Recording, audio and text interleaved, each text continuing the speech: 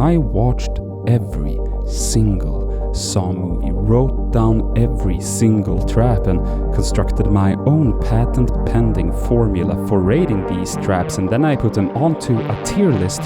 Here's what happened.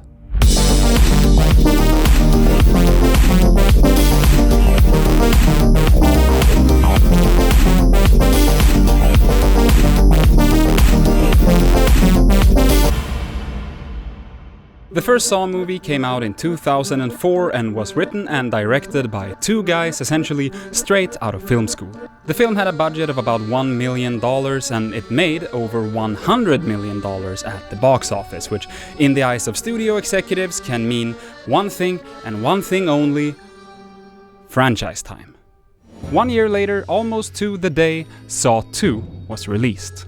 2006, Saw 3, 2007, Saw 4, 2008, Saw 5, 2009, Saw 6, 2010, Saw 3D, which isn't a confusing title at all, followed by a short break of about 7 years, after which they came back with Jigsaw in 2017, followed by yet another 4-year break before Spiral 2021, Saw X in 2023, and the as of now not yet released Saw 11. Now, even if you've never watched these movies, you probably have some sort of idea of what they're about, but if you don't, let me share my preconceived notions of what the Saw franchise is. Each movie consists of a person or persons being put in some sort of a trap. Then a little clown appears on a TV, and no, I don't mean Alex Jones. And the person must then put themselves through something really painful to get out. The person is usually flawed in some way. Maybe they've committed some sort of crime previously in life that they never paid for, or maybe they've cheated on their wife or something like that, and the trap will be thematically adapted to their specific wrongdoing. So if, for example, you're a guy who stole money from an innocent hairdresser, you might have to use a pair of scissors to cut off your thieving little fingers or something like that. Now, if you have seen these movies before, or maybe you're even part of the Saw fandom, you may or may not agree with my assessment that that's what these movies are like, but if that's the case for you, I have another message. Look, I've made a video like this before. That time it was about Final Destination, and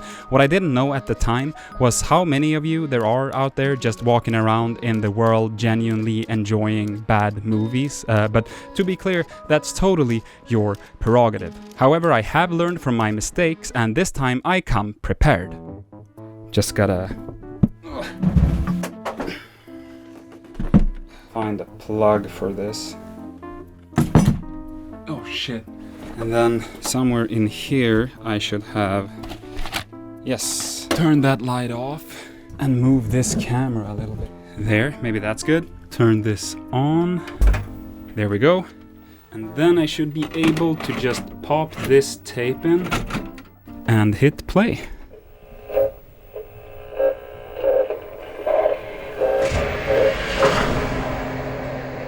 Hello, saw-fandom.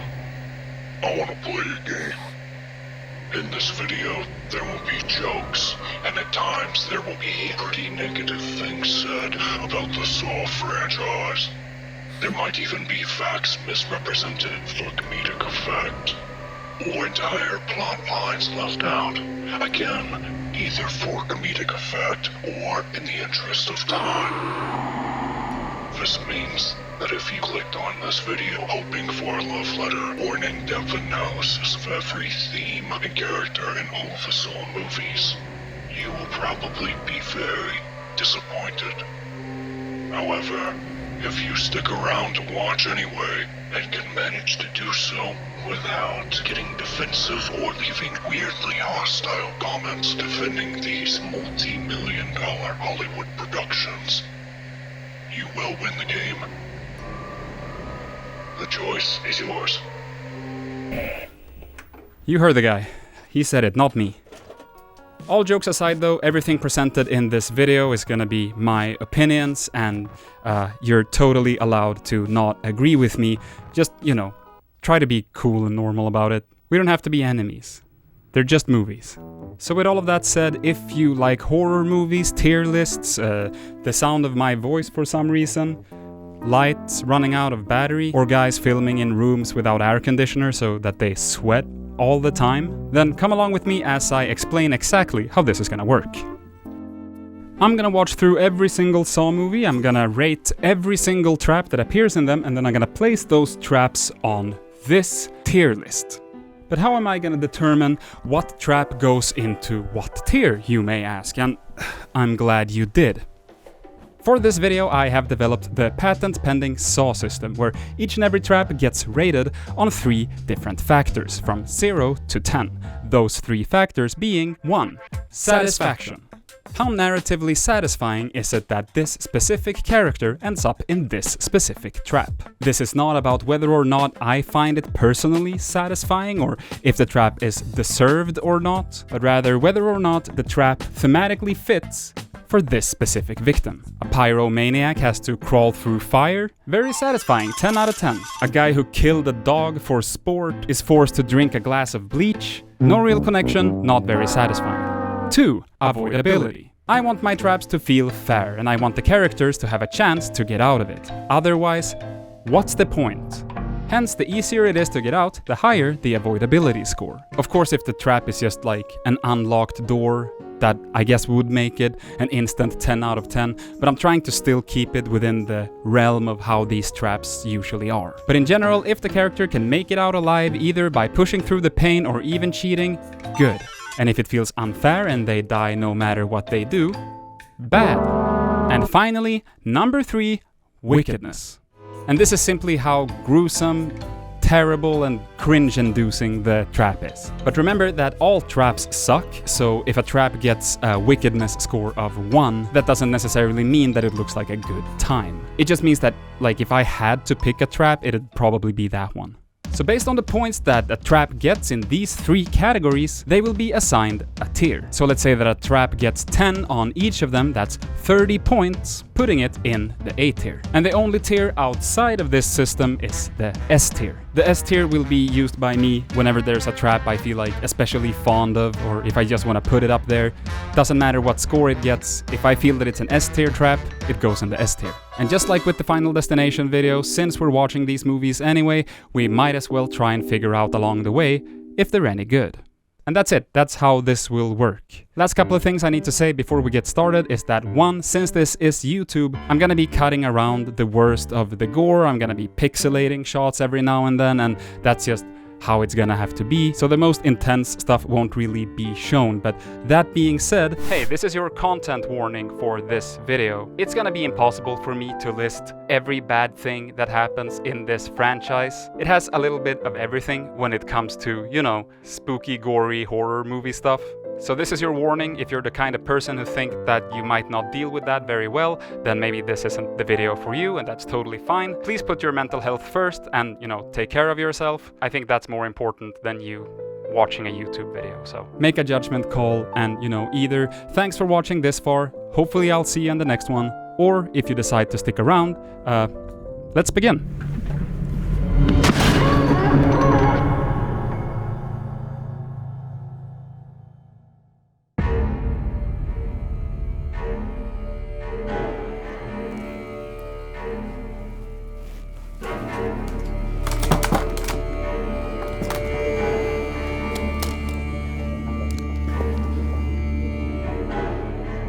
This is my premiere project for the Saw video.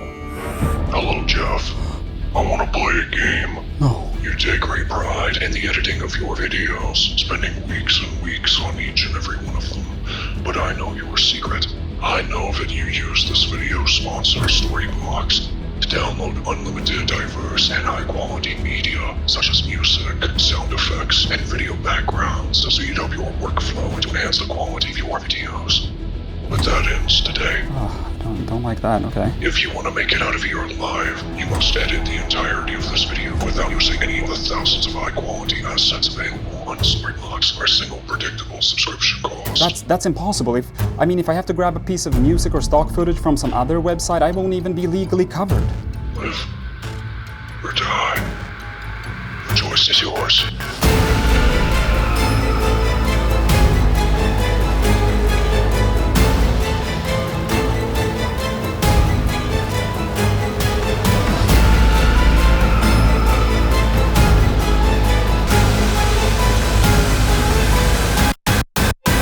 Please, You don't understand, the stock media assets aren't even the best part, it's the templates. What do you mean? The templates. The best part of storyblocks for an editor like me are the thousands of pre-made professional-looking video templates that I can use as a starting point and then customize to fit my own video. I didn't know they have that too, but those have to cost extra, right? No, there are no hidden fees with storyblocks ever. It's all included in your monthly or annual plan. But I don't use Premiere Pro. I only use After Effects, Apple Motion, and DaVinci Resolve. No, they have professional-looking templates for all of those too, yeah. And I mean, you could get started with all of this for a single set price by heading over to storyblocks.com/Jeffiot or click the link down in the description, so... I guess he left to go subscribe to Storyblocks. Makes sense.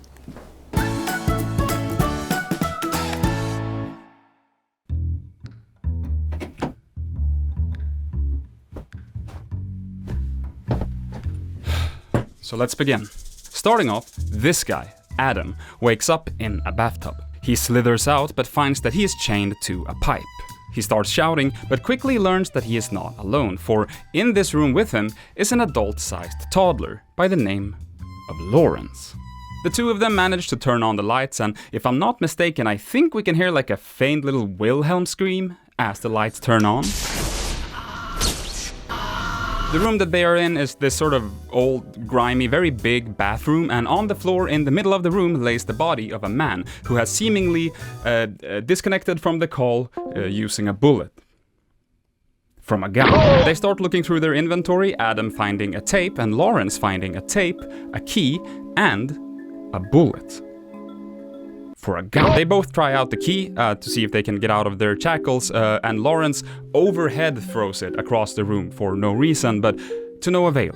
The dead body has a tape recorder that they then manage to grab, and they play their respective tapes. Adam's tape essentially says, "Hey, I want to play like a little fucked up game for my twisted mind. You're probably gonna die." Which is, never fun to hear. But after again overhead throwing it across the room, we learn that Lawrence's tape has a bit more information.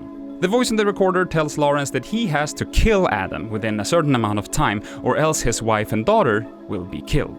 The voice on the tape then throws in a couple of ARG-style clues like X marks the spot and follow your heart. But what does it mean? Well, they notice a toilet with a heart on it, so Adam goes poop diving and soon comes back with a package containing 2 saws. Hey! That's the name of the movie! Now, these ankle shackles and these saws essentially make up our first trap. But it is in some ways a bit different than most of the traps we'll see going forward, because basically what it boils down to is that, as far as I see it, this whole room, this whole experience that these guys will have over the next couple of hours together is what makes up this trap. And the chains and saws are just like one aspect of it. And in the words of any 2016 YouTuber trying to move away from pranks, this is more of a social experiment. These hacksaws are there as an option, but not as a direct necessity from the moment they are introduced, at least so it seems. Therefore, it's kinda hard to rank this trap in the same way that I would rank the rest of the traps, but bear with me here, it's gonna get more straightforward after this, but what I'm gonna do is I'm gonna call this Trap 0, here it is, and I'm gonna place it, I hope you can see that properly, in S tier. Because, it's iconic and it's what started off the franchise, that's how I'm gonna do that. Jesus Christ, it's very warm in here. I'm gonna have to skip this. Now, the saws are not strong enough to cut through their chains, and while they think long and hard about what else they could possibly cut off with them, Lawrence lets us know that he has an idea of who might have put them here. Through a flashback, we learn that Lawrence was once a suspect in a murder case where someone was seemingly trying to frame him for a series of murders by someone that the press calls Jigsaw. We then get to see a couple of examples of Jigsaw's work. The first one is a naked dude named Paul, who has been put into our first real trap of the day. A big cage full of razor wire that Paul has to try and make his way out of. So let's do this. Trap number 1. I know these are really small, probably impossible for you to see, but I'm gonna have to fit a lot of them on there. We're just gonna have to live with it. In terms of narrative satisfaction, i.e. how fitting and thematic this trap is, it's, I don't know. We learned that Paul has engaged in self-harm before, and Jigsaw is essentially like, So do you want to die, or do you just want attention? Well, if you want to die, you can just stay where you are and not move. But ironically, if you want to live, you have to go through razor blades. which is like, I guess, on theme. Obviously, like, I'm not saying that this is reasonable, which, by the way, you can just assume that I don't think any of the traps are reasonable, or that I would personally, find it satisfying to see a person go through this. It's rarely, if ever, a justified punishment for the supposed crime committed, but thematically within the narrative, trap number 1 is, I guess, fine. I'll give it a 5 out of 10. For avoidability, it's pretty clear cut. Like I said, if Paul wants to live, he has to die. Because we see that Paul does try to get out, and the razor wires end up killing him, which to me makes this kind of a shit trap, at least in terms of avoidability, so that's a 0. And for wickedness, they do mention finding stomach acid on the floor, which is, fucked up, but also, to be honest, I hadn't really heard of razor wire before. Like, obviously I've heard of barbed wire, but not razor wire, and that's such a fucked up invention, but I'm probably gonna give it 6 out of 10, if nothing else than just for that, which gives us a final score of 12, placing the razor cage in the D tier. So, Paul tried to get out but died in doing so, and we are then introduced to the cops in charge of the investigation into this, namely Donald Glover and my boy Miles from Lost. We're then presented with trap number 2, where a naked dude is covered in flammable liquid. Apparently he's been injected with a slow-acting poison, and the antidote is in a safe. The combination to the safe is written on the walls, but the twist is, of course, that the lights turn off, and he must use the candle to illuminate the writings on the wall without setting himself on fire. Oh, and the floor is also covered in broken glass. Needless to say, he burns. Satisfaction is pretty low on this one. All that Jigsaw says is like, If you're so sick, how come I have so many photos of you being up and about? And honestly, that's just some cop shit I just can't get behind. And paired with the fact that the closest connection to fire that Jigsaw could come up with is that he mentioned, Just like the people you have burned with your fake illness. So, I'll give it a 2. For avoidability, I was thinking like 7, because if he can push through the pain of the glass and be careful enough, he could theoretically get out of there, but the walls are also, like, covered in numbers. And I don't quite understand what he needs to do. Like, is it just testing random numbers until he finds the right ones by chance? Because if so, that feels a little lazy and a little bit unfair, so I'm gonna pull it down from a 7 to a 6. The wickedness is pretty good. I like the idea of how careful you would have to be while moving so that the candle flame doesn't, like, kind of lean in to your hand at any point. I'll give it a 7, putting trap number 3 in the C tier. Man, I really hope that you can see that. I might have to do some upscaling. But I feel like we're off now, right? Now we've gotten started. We've only got like 60 more traps to go. Now, at the crime scene, the cops found a pen belonging to Lawrence, making him a suspect. Lawrence is a surgeon and in the middle of talking to his med students about a patient named John, when suddenly the artist formerly known as Henry Gale, aka Benjamin Linus from Lost... I'll meet you outside, if I live. There's 2 Lost guys in this one. That won't happen again, but you love to see it. As Lawrence is talking about the previously mentioned patient, he only refers to him as the patient, but Ben interrupts and says that the patient's name is actually John. John Locke. He doesn't actually say that. That's another Lost character. He does say John, because the patient's name is John, but not Locke. That part I made up for as like a goofy joke. Anyway, Lawrence is taken in by the police, but soon freed from any suspicion. But before they free him, just to be sure, they bring in a surviving victim of Jigsaw, Amanda. Remember her for later. Now, through a flashback, we learn that Amanda was stuck in the iconic trap number 3, also known as the reverse bear trap. For some reason in my script, I've written the reverse jaw trap. Why did I write that? That can't be correct. Amanda wakes up strapped to a chair in a dark room with some sort of device strapped around her head. This device is a sort of spring-loaded hunk of metal that will fling itself open when the timer reaches 0, therefore, ripping her jaw open. Like a bear trap, but the other way. The key to remove this device is hidden inside of the stomach of some guy on the floor. This man isn't dead, but just sort of paralyzed by some sort of poison. So Amanda gets to work, cuts the guy open, gets the key out, and frees herself at the last second. Save your teeth with this one trick.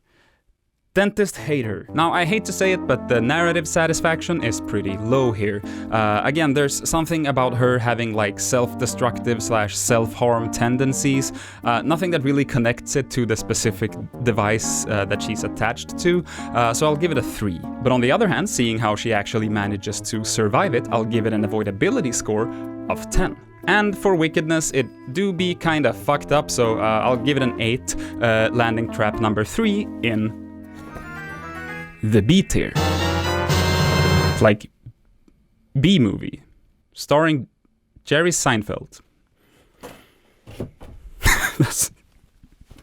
Then there's some more drama in the bathroom, and we learn that the killer is watching them. There's a scene that takes place in Lauren's apartment where we see his daughter's room, and I love the undeniable reliability of featuring a fucking IKEA djungelorm when depicting a kid's room, because not only do I feel like I see this all the time in movies and TV shows, but it's also so fucking accurate. I swear that like 9 out of 10 of my friends in the late 90s, early 2000s-ish had one of these guys somewhere in their house. I tried looking around for any sort of database of these bad boys being featured in various media, but I couldn't find anything. So this is my plea to you, the internet. If there can be a wiki out there where a guy is keeping track of every single bath scene in anime, and there are over 4,400 entries, there should be a wiki of every time a djungelorm has made an appearance in a movie or TV show. Someone get on that, please. Thank you. Anyway, we see that. Just have to cut myself off here real quick. So after filming this, I went to an IKEA to pick myself up a little djungelorm, like you do. And I'm sorry, did I miss something? Where the fuck is the djungelorm? Since when do they not have djungelorm at IKEA? Maybe you think, oh, but that's the djungelorm right there. No, that's a turtle. What, is djungelorm not cool anymore? We gotta have the fucking blåhaj now? Okay, well if blåhaj is so cool, explain this handrail. Because this hasn't changed into like a long shark. That wouldn't even look good. It wouldn't even look good. If it was a long shark, that would look super dumb. Is this all that's left of djungelorm? Oh my god. Fucking Gen Z blåhaj piece of blåhaj, man, you're too good for the djungelorm, god damn it. We see that Lauren's family is being held hostage, but we see that whoever is holding them hostage is being watched by Danny Glover. Now, Danny Glover has seemingly gone a little cuckoo, but why? Well, through a flashback we learned that while he and Miles were investigating the case, they figured out where the killer's secret hideout was, so they head on over there. They get there and they find a little clown guy, and no, I don't mean Ben Shapiro, but they also find a guy strapped to a machine with 2 drills in it. And this, ladies and gentlemen and everyone else, is our first bonus trap. Bonus traps are traps that I deem to not be part of like the mainline series of traps. Essentially anything that I don't think fits as a main trap or doesn't meet the criteria, or that I simply don't feel like putting as a main trap. If you disagree with me on how I choose to count the traps, there's a whole comment section down there that I won't be reading. You have fun with that. Bonus traps will go right into a tier without me scoring it or giving it too much thought, mostly to save time. This video is gonna be long enough as it is, and this one will go in the fucking D tier. Yeah. Okay, so then Mr. Killer comes out and starts the drills. Our boys in blue try to save the guy in the chair while also trying to arrest Mr. Killer at the same time, but he pulls out his Assassin's Creed blade and he slits Danny Glover's throat and runs away. Miles chases after him, but walks into bonus trap number 2. A bunch of chalkans hooked up in a row to fishing wire which then proceed to do the thing that shotguns were designed to do. Rest in peace, Miles. Bonus trap 2 goes into C tier. I like the cartoony ones.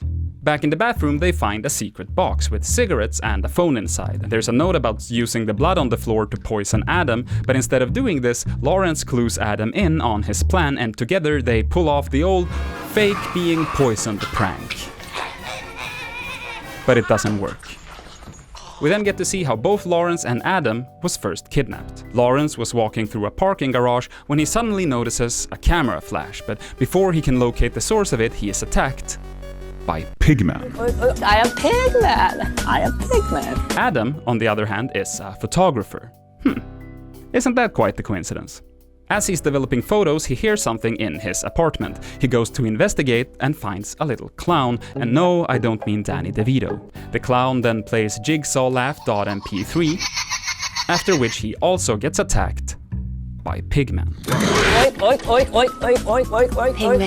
Anyway, we learned that the spooky killer man was actually Ben Linus. Also, at some point we learned that the killer has an inoperable tumor, hence he is dying from cancer. Honestly, pretty significant plot point, but I don't remember exactly how/when this was established, but you know, just go along with it. Danny Glover now breaks into the apartment where Lawrence's family is being held hostage, and he attacks Ben Linus, but Ben breaks free and leaves to go kill Lawrence because the time has run out and he still hasn't killed Adam, hence he failed his test. In the room though, Lawrence has now decided to cut off his foot, so he does, and then he crawls to the gun that's in the hand of the dead guy in the middle of the room, and he loads it with the one bullet that he received earlier, and then he shoots Adam. Adam dies, and at the same time, Ben Linus kills Danny Glover and then enters the room. He says that it's too late for Lawrence because the time ran out, but surprise, Alex isn't actually dead, and he attacks Ben Linus, killing him with a toilet lid. Lawrence then says that he will get them help, and he crawls out of the room. Adam then finds a tape recorder in Ben Linus's pocket, and plot twist, Ben Linus was forced to do all of this. He is not the real killer. And honestly, I don't really know how to count that as a trap, so I'll just do this and I'll call everything that Ben Linus went through is all bonus trap number 3, and I'll throw it into C tier again. Look at my boy. Can you see him? I fucking love Ben Linus so much. In Lost. I mean, he's fine here too, but mostly in Lost. But plot twist, once again, the dead guy in the middle of the room now gets up and is not at all as dead as we've been led to believe. He says that Adam can unlock his chains with a key, but we saw that key go down the drain in the first shot of the movie. And for some reason in my notes, I counted this as trap number 4, even though it's technically part of trap number 0. But if I don't include this one, then all of my notes after this are gonna be incorrectly numbered. So I'm calling this trap number 4, and I'm just gonna throw it into the C tier. Sue me. Also, I guess I have to actually put it on there. A lot of entries in the C tier. It's so nice to get to make up your own rules. I have this whole elaborate system, but I'll just say fuck it whenever I feel like it. Mr. Killer, or Jigsaw, then walks over to the door, grabs the door handle, and says his famous catchphrase, Major L, and then closes it. The end. And that's it. Welcome to the first segue segment. These will go between each movie and will be made up of my personal thoughts, maybe some trivia or whatever I deem interesting, in an attempt to kinda tie together the movie we just watched as well as set up the next one. Depending on if you've seen it before and if you've seen any of the other Saw movies, you may or may not have picked up on this yourself, but somewhat ironically, the first Saw movie isn't really the type of movie that I think most people picture when they hear Saw.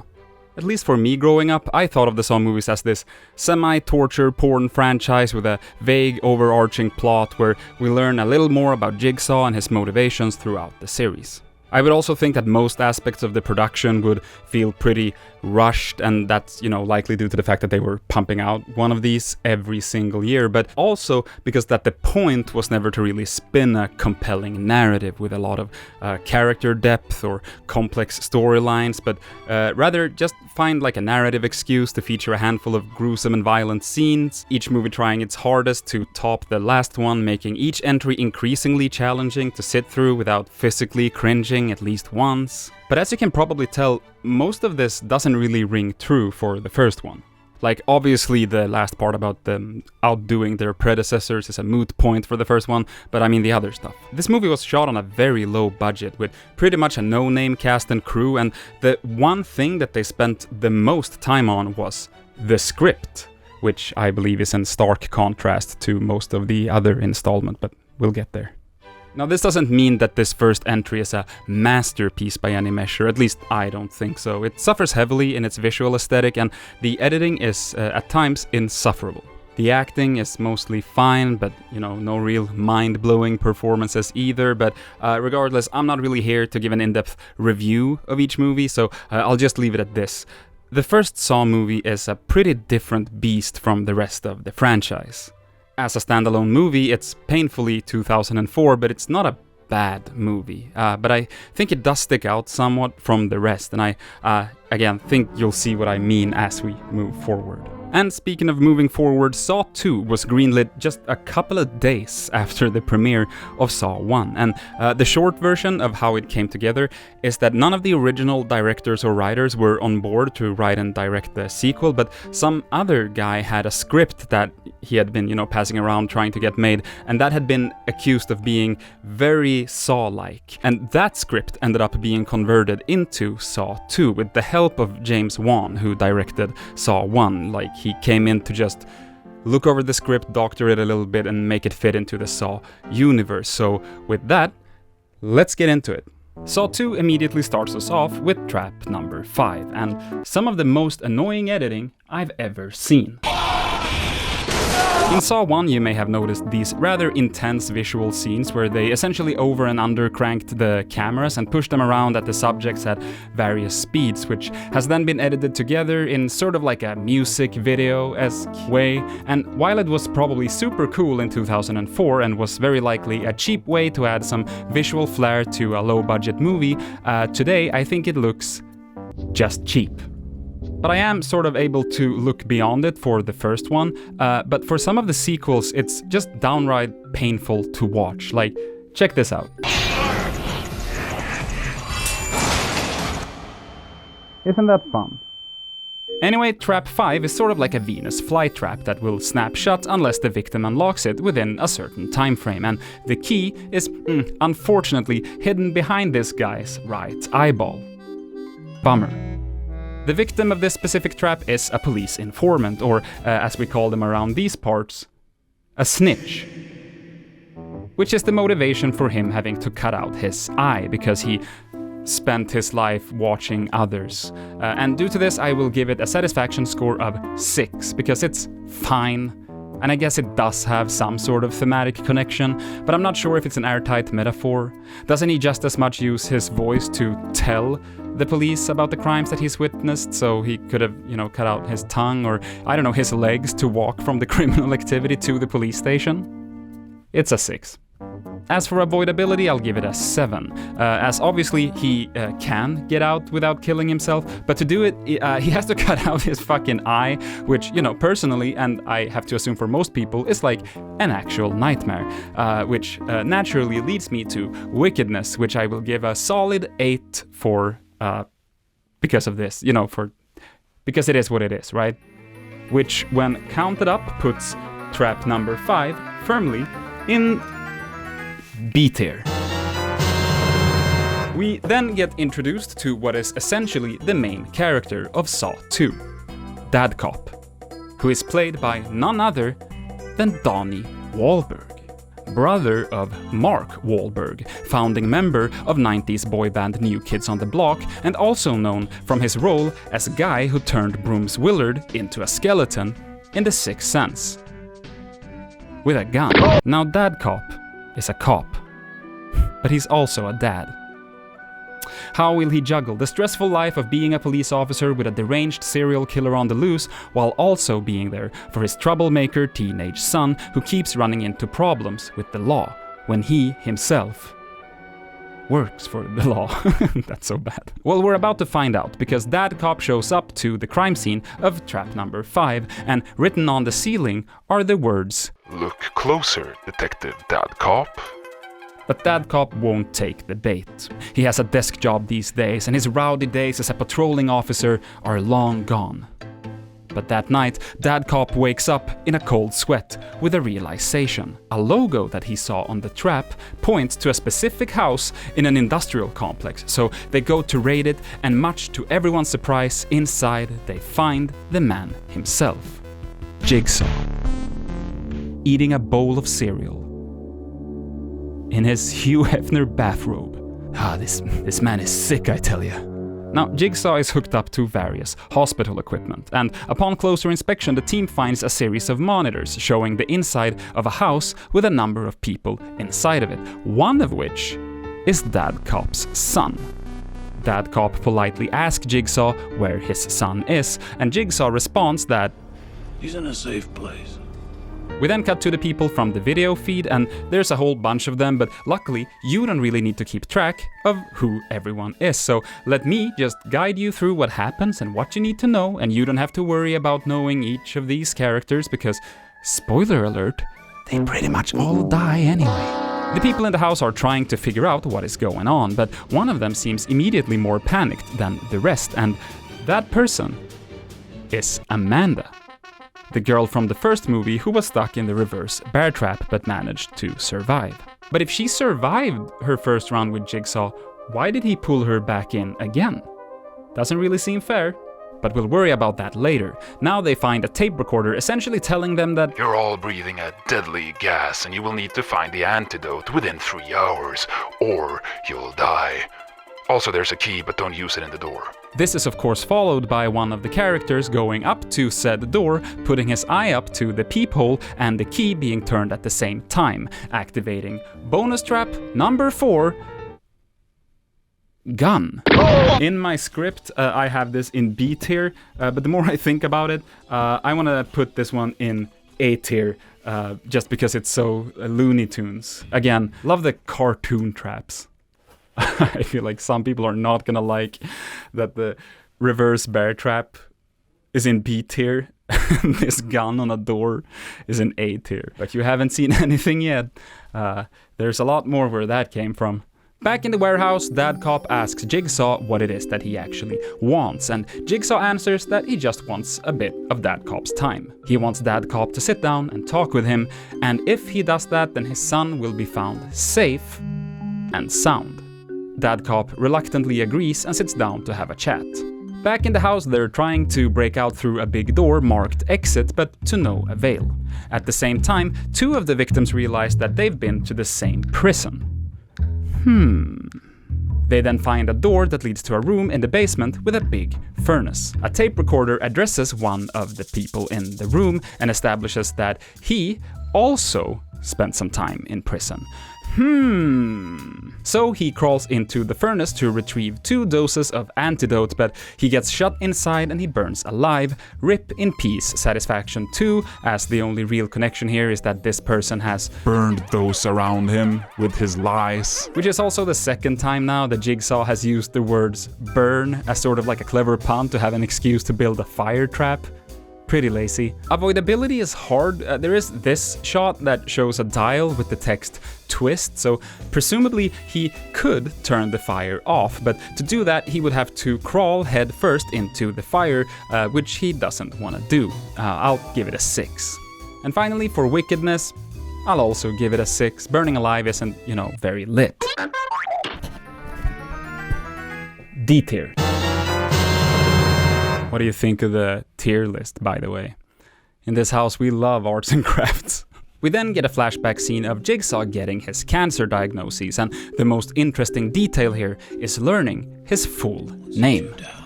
John Kramer? Not, the coolest serial killer name I've heard. The name Kramer just makes me think of someone who's like, I don't know, into model trains. Or saying the N-word. And, Stop laughing. It's not funny. After receiving his diagnosis, Kramer decides to end his life by crashing his car. But he survives, and this is what motivated him to start his killing spree, as he found some sort of survival instinct within himself when being faced with his own mortality. So for all of you who care about a motive, there you go. Back in the house, people are starting to get exhausted, likely from the poison in their bodies. The son talks to Amanda, asking why she thinks that she is back for another round of Kramer's games. She says that it's because she used to be cruel to herself, abusing drugs and self-harming, but after her experience in the bear trap, she stopped. Until recently, when she fell back into old habits, and she believes that this is why Kramer is punishing her again. The son asks how long she's been using drugs, to which she responds, I started in jail. He then asks what she got arrested for, to which she replies, Possession. but that doesn't make any sense. Weird! The gang then enters a new room in which they find a tape recorder. This time it's addressed to Mr. Muscle, who's been acting generally violent and antagonistic ever since we first met him. We find out that he's a drug dealer, and for his punishment he must fall into the same pit of misery and despair that he puts his customers into. And we are then revealed to a huge hole in the ground filled with used needles. Somewhere in this hole is a key to the door, behind which there is antidote for him, but he must do it before the timer runs out, for when it does, the door locks. Now, Mr. Muscle doesn't really like this idea, and he reckons that he'd rather not dig through these used needles, so instead he grabs Amanda and throws her into the pit to dig through for him.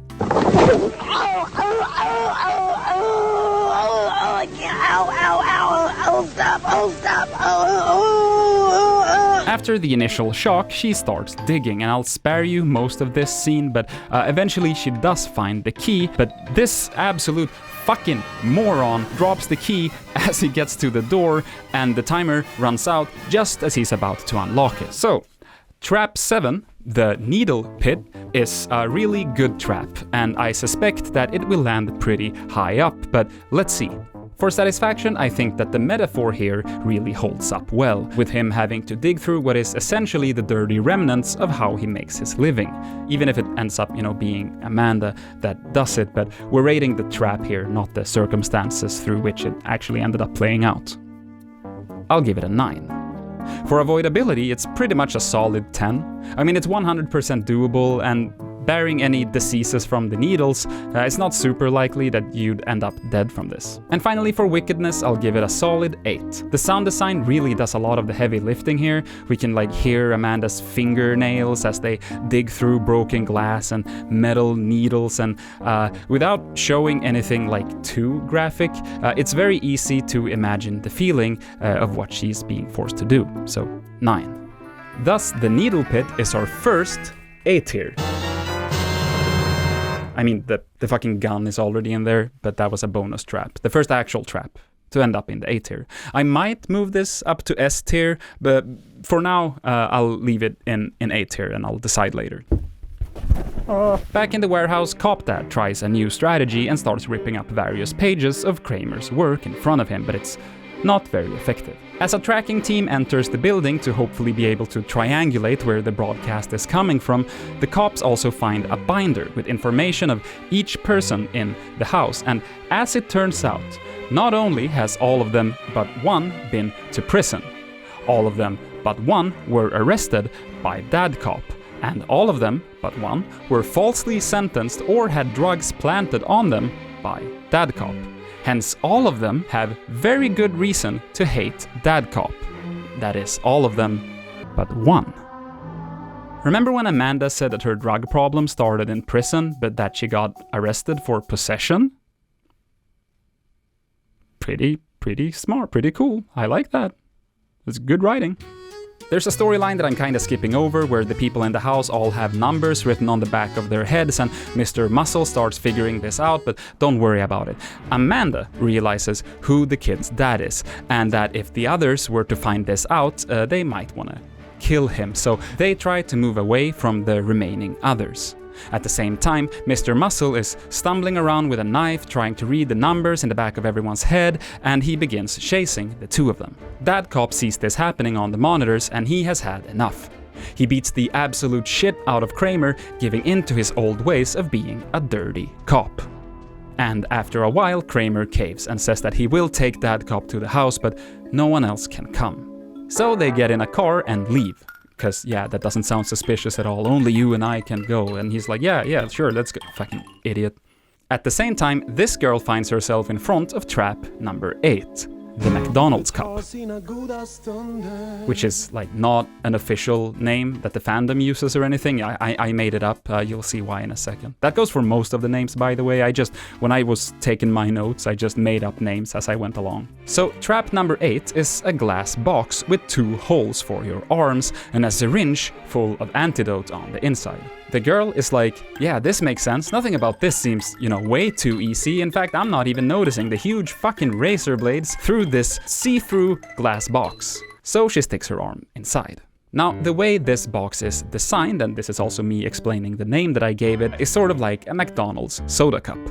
Because the hole that the straw goes into, essentially it's like 2 slits forming a cross, and then there's these, triangular pieces. Have you ever tried sticking your finger into one of those cups? Because if you, like me, have done this time and time again throughout your life, you know just how easily your finger goes into there, but when you try to pull it back out, these little bitches dig into your skin really bad. And this trap follows the exact same principle. Arm easily goes in, but less easily comes back out. The girl finds this out the hard way by not only sticking one of her hands in there, but knocking over the syringe and immediately shoving her other hand in the other hole. And, well, what did you think was gonna happen here? You fucked up. This is on you. I mean, it's not. She's been kidnapped, and this is a torture house, but it's kind of on you. For satisfaction, there really isn't anything at all, so that's a 0. The avoidability has to be 10. I mean, she could just have used her free hand to push the blades, let her hand free, and the wickedness is not that high either, so I'll give it a 3, landing this trap in the D tier. I put that image sideways. Fuck. And that's the last real trap of the movie, so I'll just speed through how it ends. On the way to the house, there's a funny shot of Dad Cop hitting Kramer on the arm like you'd hit your buddy on the school bus after they called your mom hot, followed by a cute little reference when Dad Cop asks for directions and Kramer says that it's the last house on the left. At the same time, the cops manage to triangulate where the house is, so they start going there too. Dad Cop exits the car, leaving Kramer in the passenger seat and enters the house. Once inside, he finds all the bodies, but he can't find his son. We find out that that's because Amanda and son have moved down to the basement where they're still being chased by Mr. Muscle. Now the SWAT team also breaks into the house, but for some reason, the cops back in the warehouse can't see the SWAT team on their monitors. Amanda and son opens a door and finds themselves in the room from Saw 1. Mr. Muscle comes in, cuts off the number on the back of his own neck before going in for the kill, but the son manages to slit his throat and he dies. The SWAT team then finds a series of VCRs in the house. It's broadcasting a recording. It's not live. Also, they're in the wrong house. Dad Cop now enters the Saw 1 room, but he can't see Amanda or his son. He does, however, find Miss Piggy, who stabs him with a syringe.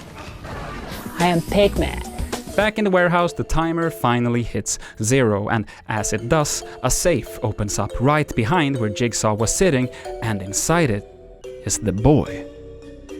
If only Dad Cop would have listened to Kramer saying that his boy was in a safe place, and that's all he had to do. He had to sit there and talk to him until the timer ran out. If he did that, he would have found his boy. Instead, he now wakes up on the floor and finds a tape recorder. He hits play, but the voice isn't Kramer. It's Amanda. She explains that she is essentially Kramer's apprentice now, and she helped him throughout this whole process. Plot twist, I guess. Dad Cop is chained to the floor just like the victims in the first film, and Amanda walks past him, stops in the door, and repeats Kramer's famous phrase from the first film, El Riz. So here's a fun fact. Saw 2 is the highest grossing movie... Grossing? highest grossing, it's the one that made the most money out of all Saw movies. And I don't know what your takeaway from that is, but to me, kind of makes sense, you know? People liked the first one, and then they saw that there was a sequel happening, so they went and saw that, and they thought, well... And then that's that. They probably didn't go to see all of the other ones, but caught one or two here or there, and yeah, but that can't be said for us. We're in it for the long haul, baby, and we're just getting started.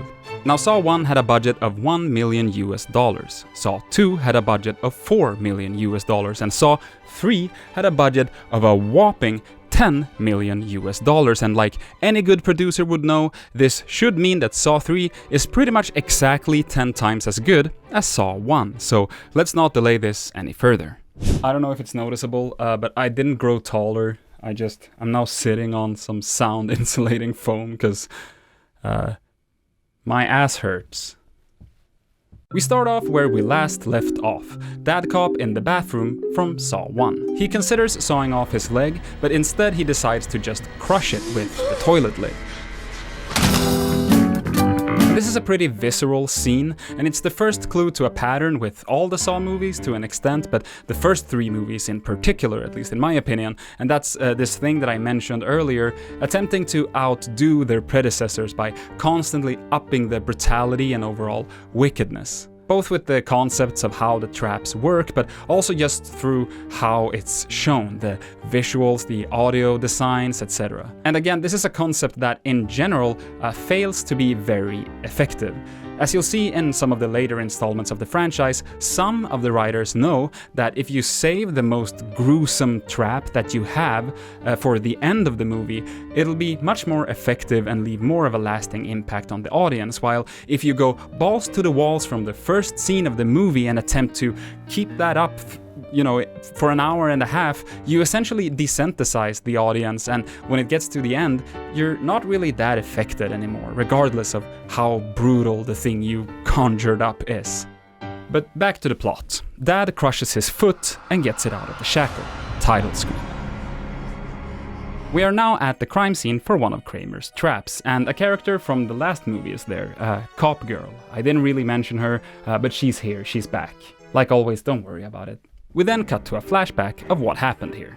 Trap number 9 consists of several chains attached to this man's body, and a bomb that will go off if he doesn't succeed to free himself in time. Apparently this guy has been in and out of prison his entire life, so now we will see if he has what it takes to break free from both his metaphorical and literal chains, I guess. I don't know, I'm not fully buying it, it's a 2 for satisfaction. As for avoidability, all would be well and good if it weren't for the chain that he has through his lower jaw.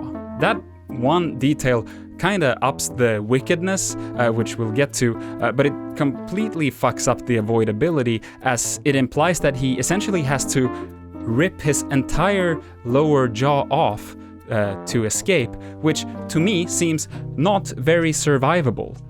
Remember the reverse bear trap? That was a whole trap that was just that. So I'm tempted to say 0, but I'll give it like a 1 for the off chance that I guess maybe it is technically possible to escape and to survive this, it's just not very likely. The wickedness of the chains through his skin here and there is, you know, gross, but it's not the worst we've seen or will see, but again, the one through his jaw kinda boosts it up a bit, so I'll give it a 6, landing trap number 9 in the E tier. Sorry, buddy. Now, at the crime scene, we are introduced to this guy, Hoffman. He's one of the police officers now working on the Jigsaw case. He looks like this duck, and he'll be around for a while, so get used to him. I never did. We learned that to enter the crime scene, the police had to break down the door, which was welded shut. And that doesn't really fit Kramer's memo. If the victim had survived the trap, how would he have gotten out? Let's keep that in mind for now. Next up, we're in Cop Girl's apartment, as she is watching one of Jigsaw's tapes when her TV suddenly switches channels, and she can see herself live. She goes looking for the source of the video, presumably a camera, and she finds one in her closet, and then she's attacked by Miss Piggy.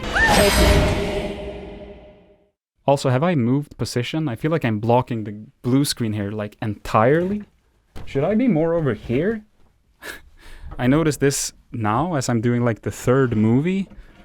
That's my bad. I hope I haven't had to do a bunch of weird stuff to fit the footage next to me. My bad.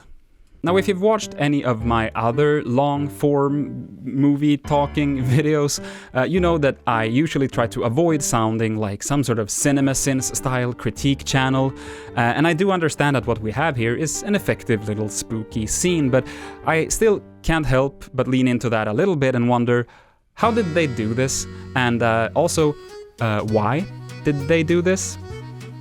Like, did they break in and then place a camera in her closet and then run an RCA cable over to her TV? And then they had like an extra remote on them, hiding in some dark corner and switching the channel to the one where she could see her? Like, why? Why would you do all that? What's the point? Once she finds the camera, Miss Piggy just shows up and knocks her out. So it just seems convoluted, I guess.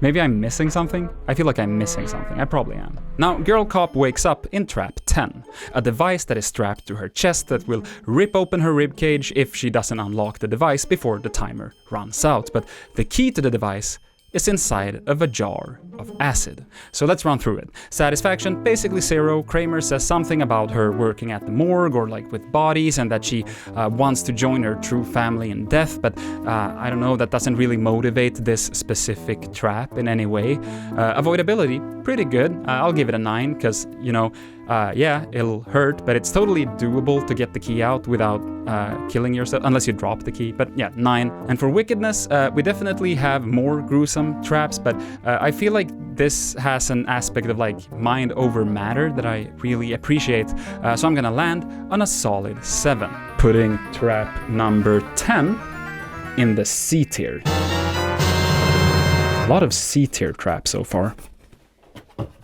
Now after this we maybe a couple of Saw fans out there thought that I missed this. I didn't. So Cop Girl does manage to get the key and unlock her device before the timer runs out, but even though she does, she isn't able to get out of it, and thus she is ripped apart, removing all of my points from avoidability and therefore knocking trap number 10 down from C tier to E tier. How sad. We now cut to this couple, and I'll call them Dr. Girl and Dr. Boy, but please note that Dr. Boy isn't actually a doctor. I just call him that because he's dating Dr. Girl. The two of them are having a serious conversation, or rather avoiding having a serious conversation that it's pretty clear that they should be having because their relationship isn't doing very well for some reason. But she has to leave because her shift at the hospital is about to start. Once her shift is over and she's getting ready to go home, she is attacked by Miss Piggy. After this, she wakes up tied to a chair in some dirty old warehouse, and with her is Amanda. Amanda rolls her into a room where Kramer lays on an old hospital bed. He explains that he is dying, and she is tasked with keeping him alive as long as possible. A sort of collar is placed around her neck, loaded with shotgun bullets. This collar is directly connected to Kramer's EKG machine, meaning that if he dies, so does she. Now, the shotgun collar is trap number 11, and as for narrative satisfaction, I can appreciate the simplicity of a doctor who dies if their patient dies. I'll give it an 8. The avoidability is tricky, because on the one hand it could be doable, but on the other hand she isn't provided with like the medical instruments and the medicine that she says she will need for this. Hence I'll go right down the middle and give it a 5. The wickedness is pretty low with this one, so I'll give it a 4, and that lands trap number 11 in the C tier. Surprise, surprise. I have a feeling there's gonna be a lot of C tier traps. We now cut to Jeff, and that is his real name in the movie, not me doing some sort of weird self-insert. That's what his character name is. I don't have a nickname for him. We learn that Jeff has a dead kid, and he's informed that through this process that he's about to go through, he will be able to enact revenge upon the person who killed his kid, if he so chooses. Back in the operating room with Kramer, we have a very funny interaction between Amanda and Dr. Girl. Come here. Not really, come here. Come here. No. Let me ask you something. But then Kramer Dr. Girl manages to calm it down, but it's clear that Kramer does not have much time left. Back to Jeff, who walks into a very blue room and finds this franchise's first, and I think last, breasts, female breasts, bare breasts that I'll have to censor. The breasts in question are attached to a woman who was the only witness to the accident that killed Jeff's son. However, she didn't talk to the police or testify in court. And now the girl gets sprayed with ice-cold water. This room is also like freezing cold, if that wasn't clear from the blue tones and everything. To save her, all Jeff has to do is reach between some very cold pipes and grab a key. This will hurt him a bit, as he will have to press his face up against the pipes, but nothing even remotely life-threatening, as this trap is more focused on the psychological aspects for Jeff. And honestly, this is probably my favorite trap so far, like out of all of them. I know it may seem a little basic, and it is a little hard to explain why, but I promise it's, not because of the mommy milkers on screen.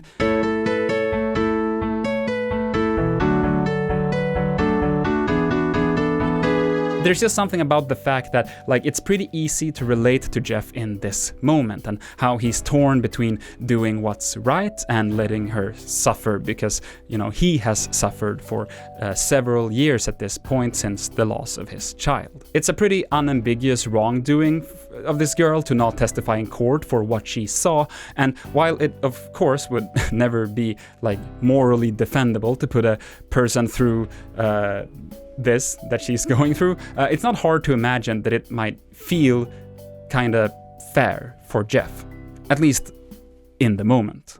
Hence, for narrative satisfaction, I'm gonna give this a 9, mostly for what Jeff is going through rather than what she is going through, if that makes sense. The thing holding it from being a solid 10 is the fact that ice, water, and coldness doesn't really have a good explanation here. For avoidability, it's a solid 10. All Jeff has to do is reach in and grab the key and she'd be able to walk free. And then for wickedness, while it might not be, the most gruesome trap in terms of gore level, it's undeniably very cruel, and it's not hard for me to imagine the torment that she must be going through. So I'll give it a 7. This lands us in the A tier. But I think I'll use my veto for the first time and just put it in S tier. Congratulations, Ice Room. Good job. Also weird, I don't know if you can see that. The 2 traps in S right now are both blue. The rest are very green and yellow. I don't know if that means anything. Anyway, Jeff ends up grabbing the key, but it's too late. Rip in peace, lady. And I'll be now skipping a bunch of story as it isn't really relevant, but Dr. Girl plans to attack Amanda but ends up not doing it. There's some dialogue between Amanda and Kramer. We get a Toy Story 2 style scene of Kramer building his little puppet guy, and then Jeff finds a crashed puppet. Hello, darkness, my old...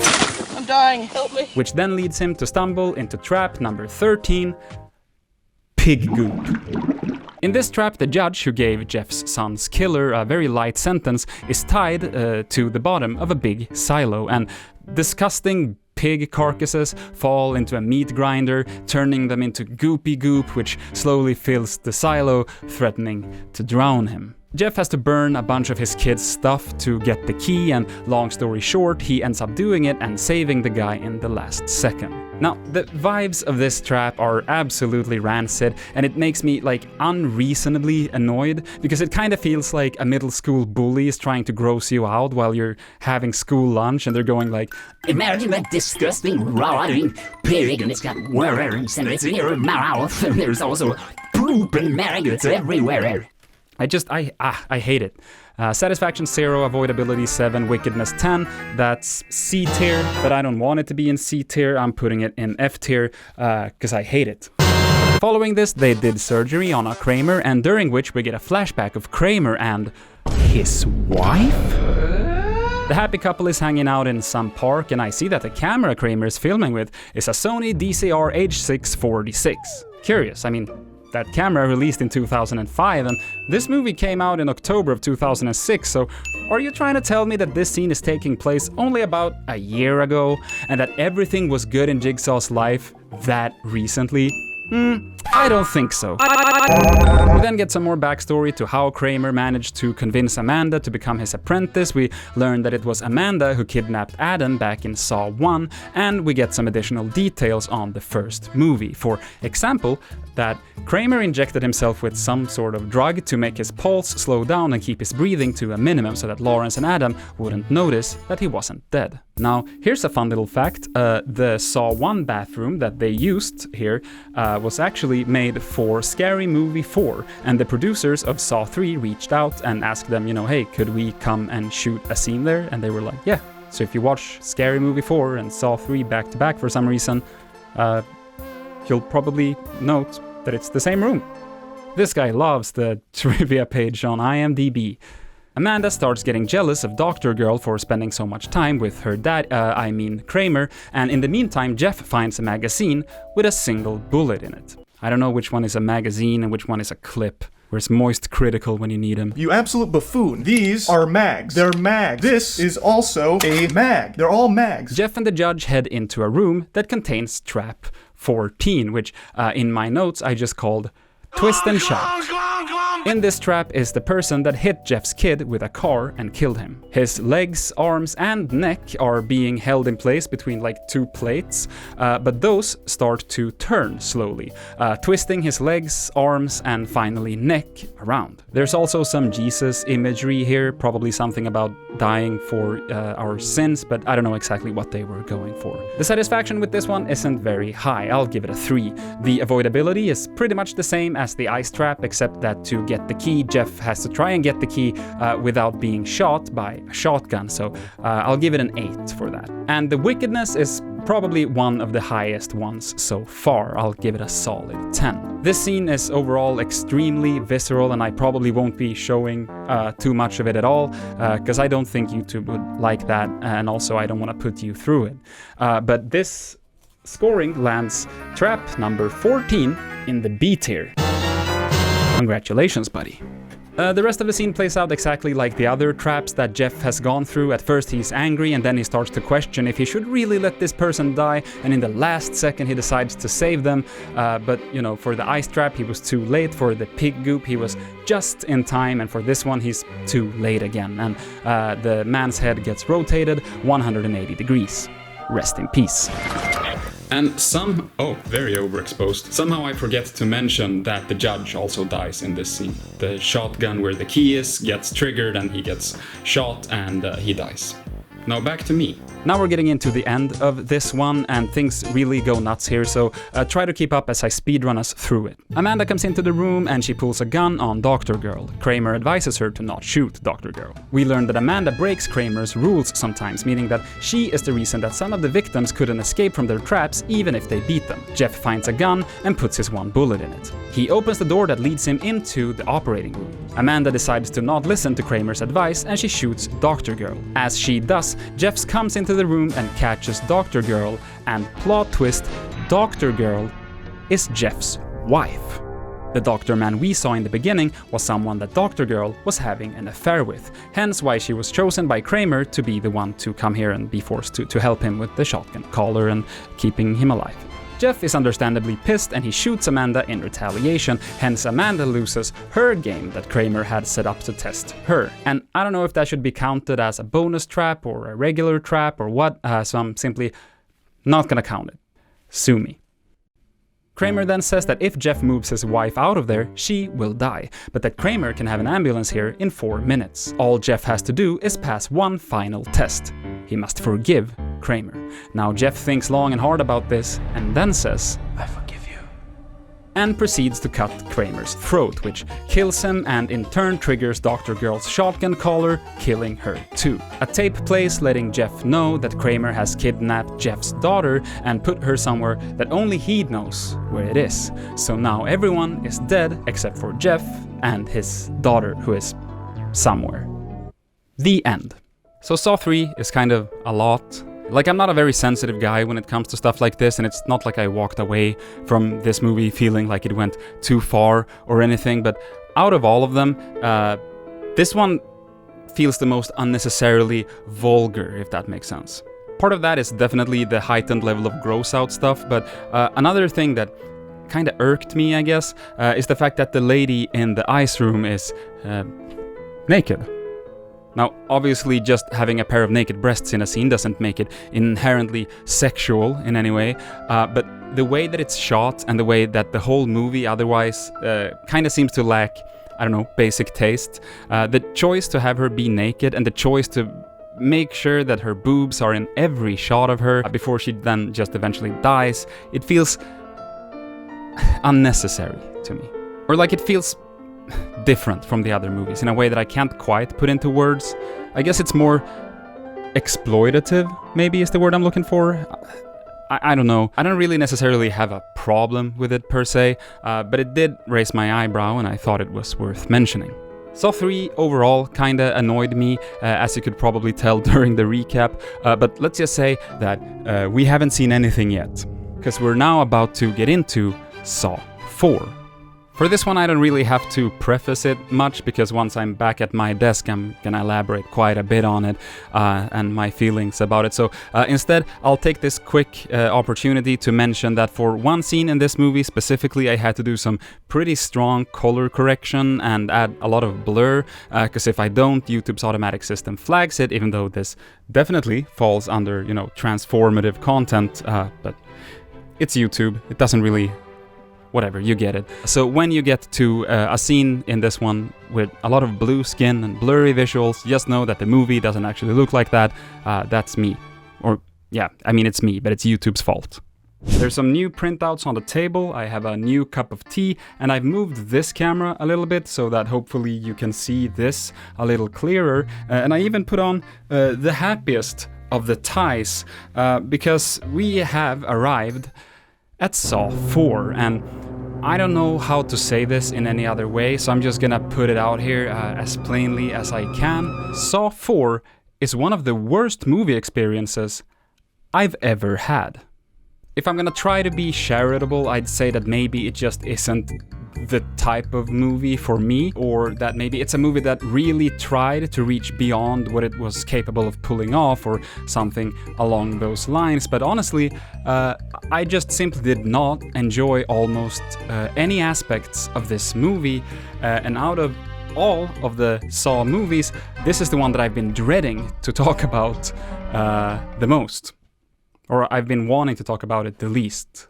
You know what I'm saying. And I've been trying to put into words what it is about this movie that is so off-putting to me. And it's hard to pinpoint it exactly. Like, I can say for sure that the editing and the pacing are among the worst offenders for me. The general scene-to-scene structure is like very hard to keep up with. And I was constantly asking, like, what did we just learn? Where are we now? What's going on? It spends a lot of time setting up twists that feel like they're trying way too hard to like blow my mind, but they end up just feeling kind of unfocused and forced, and there are all these weird, unnecessary transitions that make it even harder to comprehend what's going on, and where, and why, and with who. And maybe you could chalk this up to me being an idiot, and I mean, I couldn't argue or say that you're wrong, because if someone else thought, you know, that this was a completely comprehensible and narratively well-structured story, I can't like disprove that. How would I do that? Just no, it isn't. So I don't know, but that is why I'm just gonna leave it at saying that I had a very bad time watching this movie, and I would rather spend an hour in the pig goop than having to re-watch it. And hence, what I'm going to do for this one is to recap as little of it as I possibly can in terms of plot. I'll tell you about all the traps, I'll try to make sure that you have everything you need for us to move on to the next movie in terms of characters and plot details and such, but that's it. So here we go.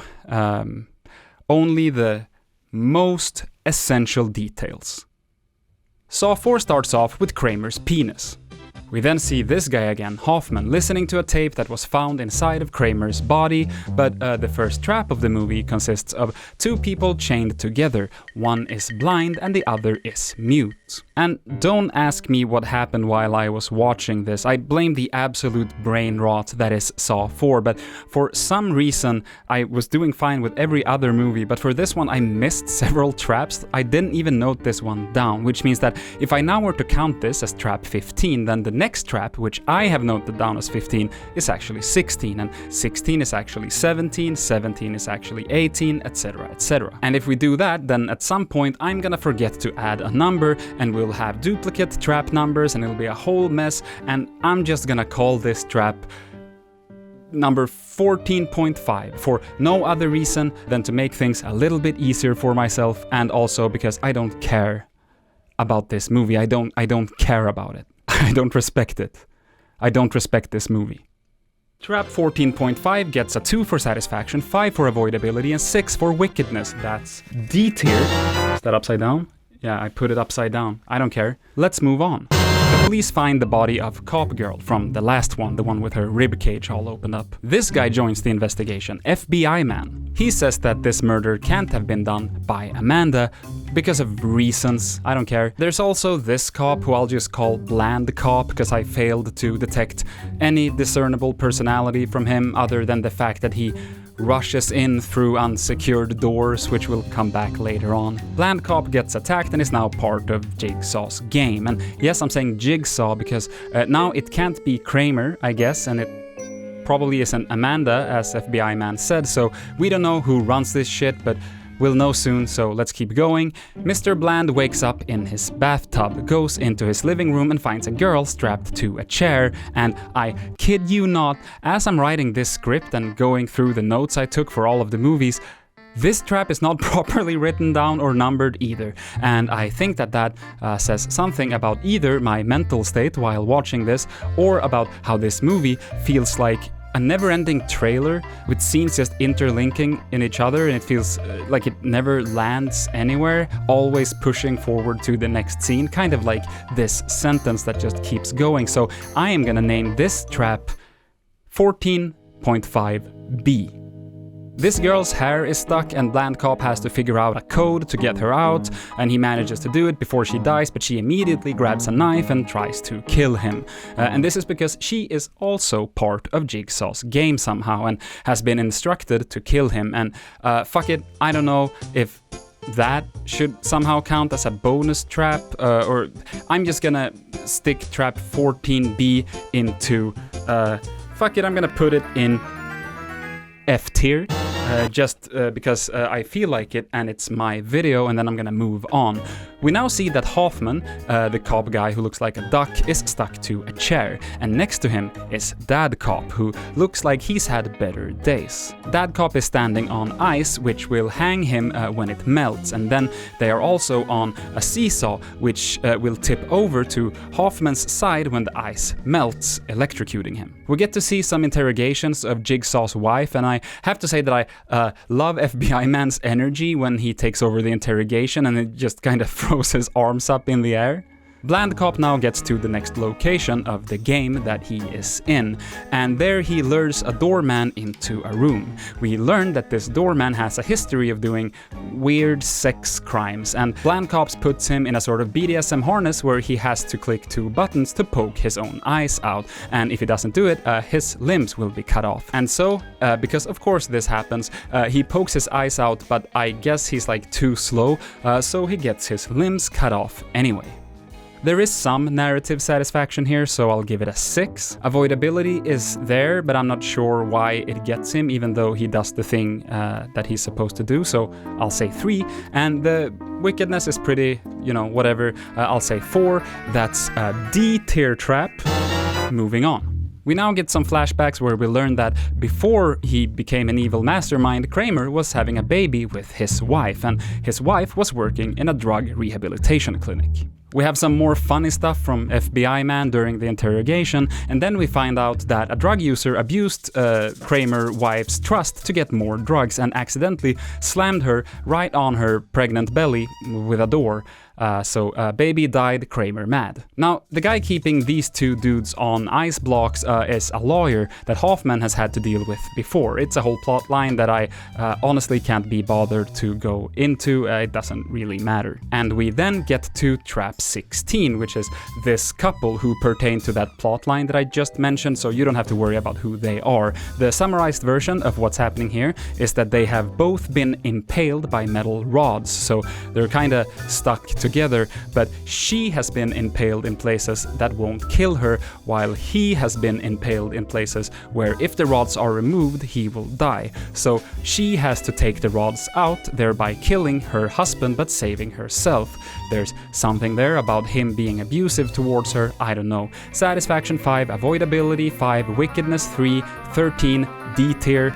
Let me just put the thing there. There we go. A lot of stuff in D tier right now. Continuing on. While investigating the crime scene, bonus trap 5 is activated and just randomly shoots a spear right through the head of one of the crime scene photographers for like no reason. And I don't know if it has any meaning to it. It's pretty funny, so it avoids the F tier because of that, and I'll just put it in the E tier. FBI man and this girl, who I haven't even given a nickname, enter a room labeled Office, where they find a little clown, and no, I don't mean Billy Mitchell, followed by the face of the clown exploding in the girl's face, and she is then brought to a hospital.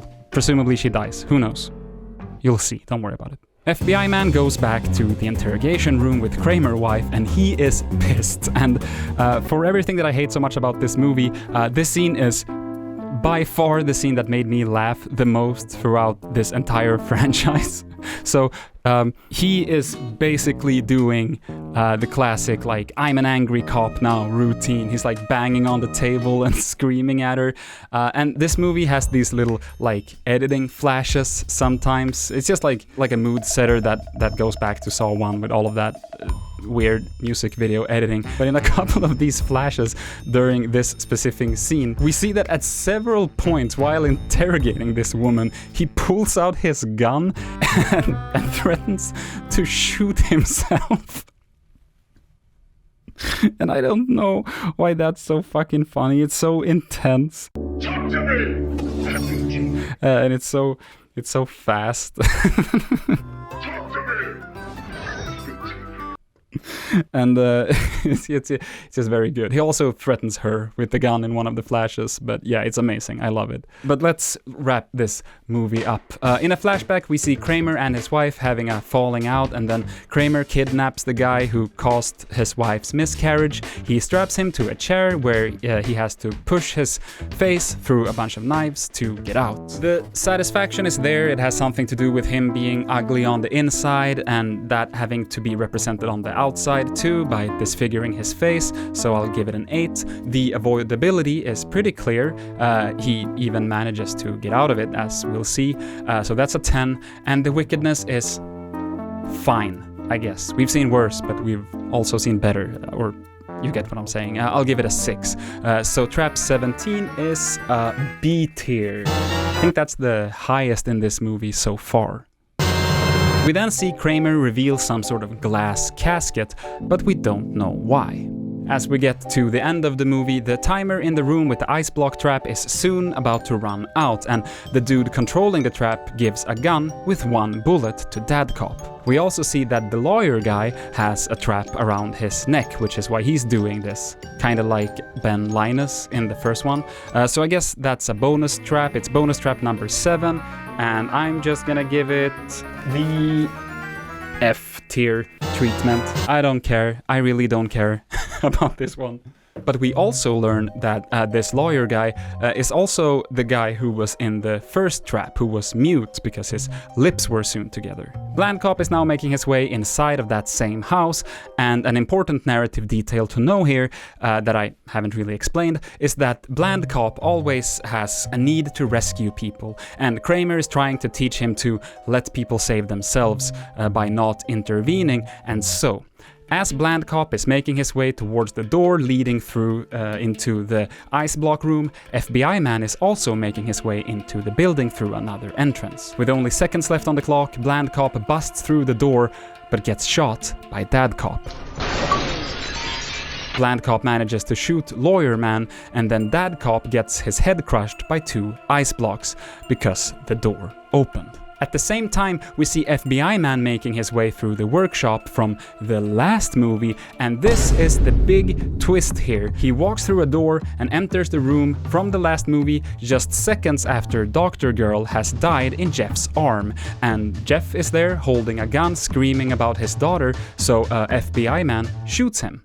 Essentially, the twist is that this entire film has been taken place at the same time as the last film, and the intro scene with the dead Kramer is the only scene that is out of chronological order. And it's okay if that didn't make sense to you, it barely makes sense to me.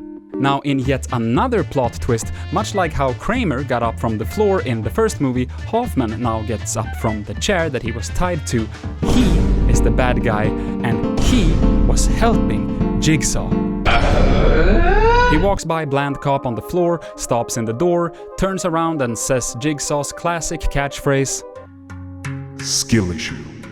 and then we see him close the door on FBI Man and walk out of the building, and the goddamn fucking end.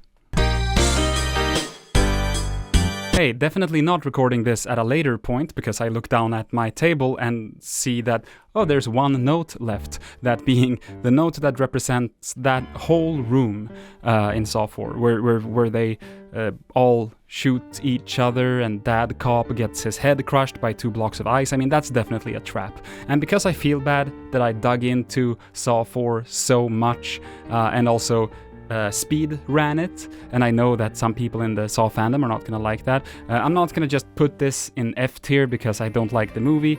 I'm gonna be nice and I'm gonna put it right in the middle here. C tier. We good? Don't tell me I'm not trying. I care about us. I want our relationship to be good. Okay, back to the video. So I don't feel like I have to elaborate that much on Saw 4. I think I made my thoughts pretty clear through the recap, but Hoffman, huh? I think I said earlier that he'll be around for a while, so might as well get used to him. But I'm gonna be honest with you, I really can't get used to him, and I don't know why. Like, I don't hate him necessarily, he just throws me off. Like, he radiates a sort of energy that makes me want to shave my head and become a monk at some monastery or something along those lines. I don't know if that made any sense, but that's how he makes me feel. Look at him. Don't you want to shave your head and become a monk? When you see this guy?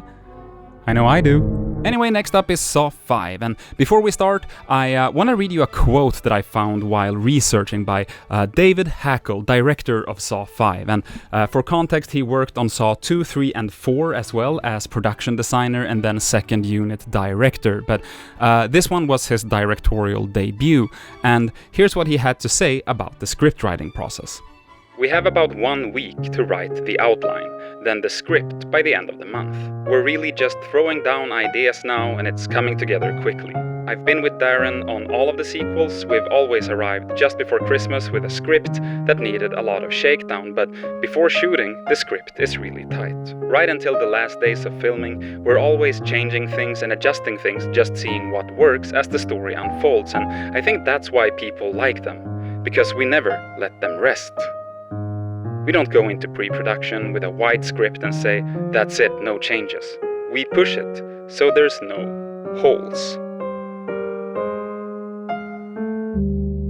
Now in this one, I might instead look a lot shorter, because I changed chair. But in this household, we stand a short king, so that's not a problem.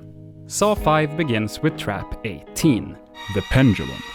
This man wakes up strapped to a bed, and above him is this big blade that swings back and forth like a pendulum, hence the name, slowly lowering itself onto him. To stop it, he must insert his hands into these little, pockets on his sides and push a button which will slowly crush his hands. The satisfaction is really good with this one. We learned that this guy got away with a short prison sentence despite the fact that he has committed a murder that should have given him life in prison, but it was because of some vague technicality that he managed to get less time. Therefore, he must destroy the tools with which he used to commit said crimes, his hands. We also see a bunch of tattoos on him, which to me look like in-universe equivalents of Nazi symbols, and it's always satisfying to watch a Nazi suffer, so 10 out of 10.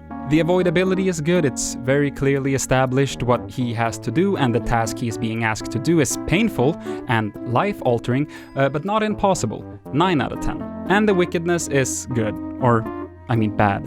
Like, we've seen worse. But it could be worse, or it could be better. It's confusing, you know that by now, because, you know, it's good that it's bad for him. But anyway, it's a 7, landing us in the A tier. But you know what? Fuck it. It's S tier. And then he does the thing, gets whatever remains of his hands out, but the pendulum still doesn't stop, and it ends up killing him. Anyway, defeating the whole point and ruining my scoring system completely, but this is my list, my video. So even though the avoidability got completely fucked there, I'm gonna keep it in the S tier because I put it there and I want it there. Just on the basis that, you know, if it would have worked. Okay, fuck it. I'll bump it down. A tier. Now back to where the last film ended. FBI man leaves the operating room with Jigsaw's body and finds a tape recorder that says a bunch of stuff like, don't go forward, stop digging, you'll probably die or something if you don't stop your investigation here. But FBI man doesn't care. He pushes forward and gets attacked by Miss Piggy. Who would have thunk it? He then wakes up in trap 19. The water box. Again, I kind of made these names up as I was watching the movies. I don't know how good of a name the water box is, but let's just roll with it. Now, I am counting this as a trap because it is technically a whole jigsaw-style contraption meant to hurt or kill its victim, but depending on your definition, it might not actually count as one. But if you watched this video this far, you already know there's pretty much zero consistency in how I decide what's a trap and what tier it goes in, even though I've developed a whole system for it.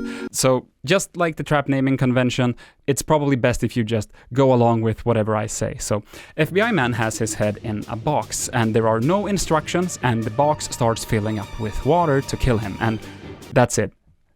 No real way out, no nothing. Satisfaction 0, avoidability 0, wickedness 5, I guess. It's F tier. Yeah. Just as FBI man is about to die, he pulls a pen from his pocket, disassembles it, and punctures his throat, giving him the ability to keep breathing and not dying. Which is good for him. And I didn't put this in the script because I didn't know about it when I wrote it, but I have learned since that if you pause on the right frame, there's like one frame in there where you can see that there's no glass on the box, there's like a towel underneath his face, and a bunch of crew members in the background. I don't know if that's an editing mistake or if they threw like a single frame in there as an Easter egg. Very weird Easter egg if it is, but yeah, the more you know. Soon the police is on the scene and we see Hoffman, remember, the guy who's actually orchestrating all of this, telling an investigator that... Tried to help. He didn't make it. Nobody made it. But then we see that FBI man survived after all.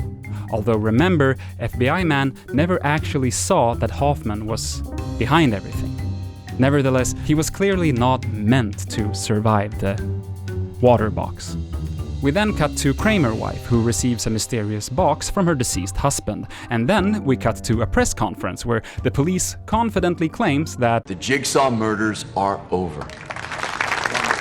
Following this, Hoffman is awarded some sort of like police prize for surviving, I guess. And if only they knew that the man that they are so naively celebrating is the mastermind responsible for the dark and twisted deeds that they so passionately hate. The irony.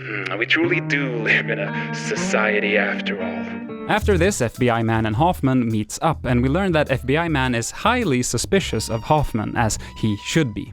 Maybe he should try threatening to shoot himself to see if that does anything. We then see that FBI man talks to his boss and he is taken off the case against his will. We now finally cut to the main victims of this movie. 5 people with chains around their necks, hooked up to trap 20. Decapitation station. In front of them are keys to set them free, but all their chains are connected, meaning if they all push forward, they can't reach the key. If only one person were to go, they could easily reach their key, but yeah, then the chains start pulling them backwards towards these sharp blades that'll cut off their heads if they don't manage to free themselves before that. It's a little confusing, but imagine that they're all on like the same rope. So if one person pulls, the others go a little bit back. If like two people were to push on, that would be enough to like decapitate one of them, I guess. So it's kind of like a, whatever it's called, like a rope pulling game. What, you get it doesn't matter. Now, the satisfaction is pretty good with this one, but for reasons that I'll get to later. But for now, I'll just give it a 7 and move on to avoidability, where I'll give it a 10, as this is a super avoidable trap, also for reasons that I'll get to later. And finally, for wickedness, it's probably like a 4, landing trap 20 in the B tier. Anyway, they managed to free themselves, but at the cost of one person's life. Rest in peace. Now, despite being off the case, Mr. FBI Man can't keep his grubby little fingers off the jigsaw case, and he keeps working on it behind the boss's back. And what he manages to find out is that this guy from Trap 18 killed Hoffman's sister. Oh my god. This also gives us context that Trap 18 happened not like super recently, but probably a couple of years ago or something like that. This convinces FBI Man that Hoffman is in fact the bad guy, and it also explains why the guy couldn't escape even though he did everything right. If it was Hoffman who did this, he didn't have the classic jigsaw motivation of wanting the victim to learn a lesson. Hoffman simply wanted revenge. Our 4 lucky victims now make their way into the next room, Trap 21. I know you can't see what's on this, but this is the little note for it. This room is rigged with explosives, and it has a handful of little tunnels where they can hide to not be exploded by said explosives. But they are all locked, and the keys to these little tunnels are hidden in glass jars hanging from the ceiling. They smash these jars, finds the keys, and after a bit of push and shove, one dude is left without a hiding spot, and he explodes. As for the rating of this one and several of the following traps of this movie, they'll be getting essentially the same score as the decapitation station on both satisfaction and avoidability, with the wickedness score being the only one to slightly change between them. So I'll just save us some time and throw them in a tier without going into it too much. Trap 21, C tier. Also, I have to point out that when they start like breaking the jars, there's this like rock music that starts playing. That's very funny. Get a clue, you fucking bitch! It's survival of the fittest!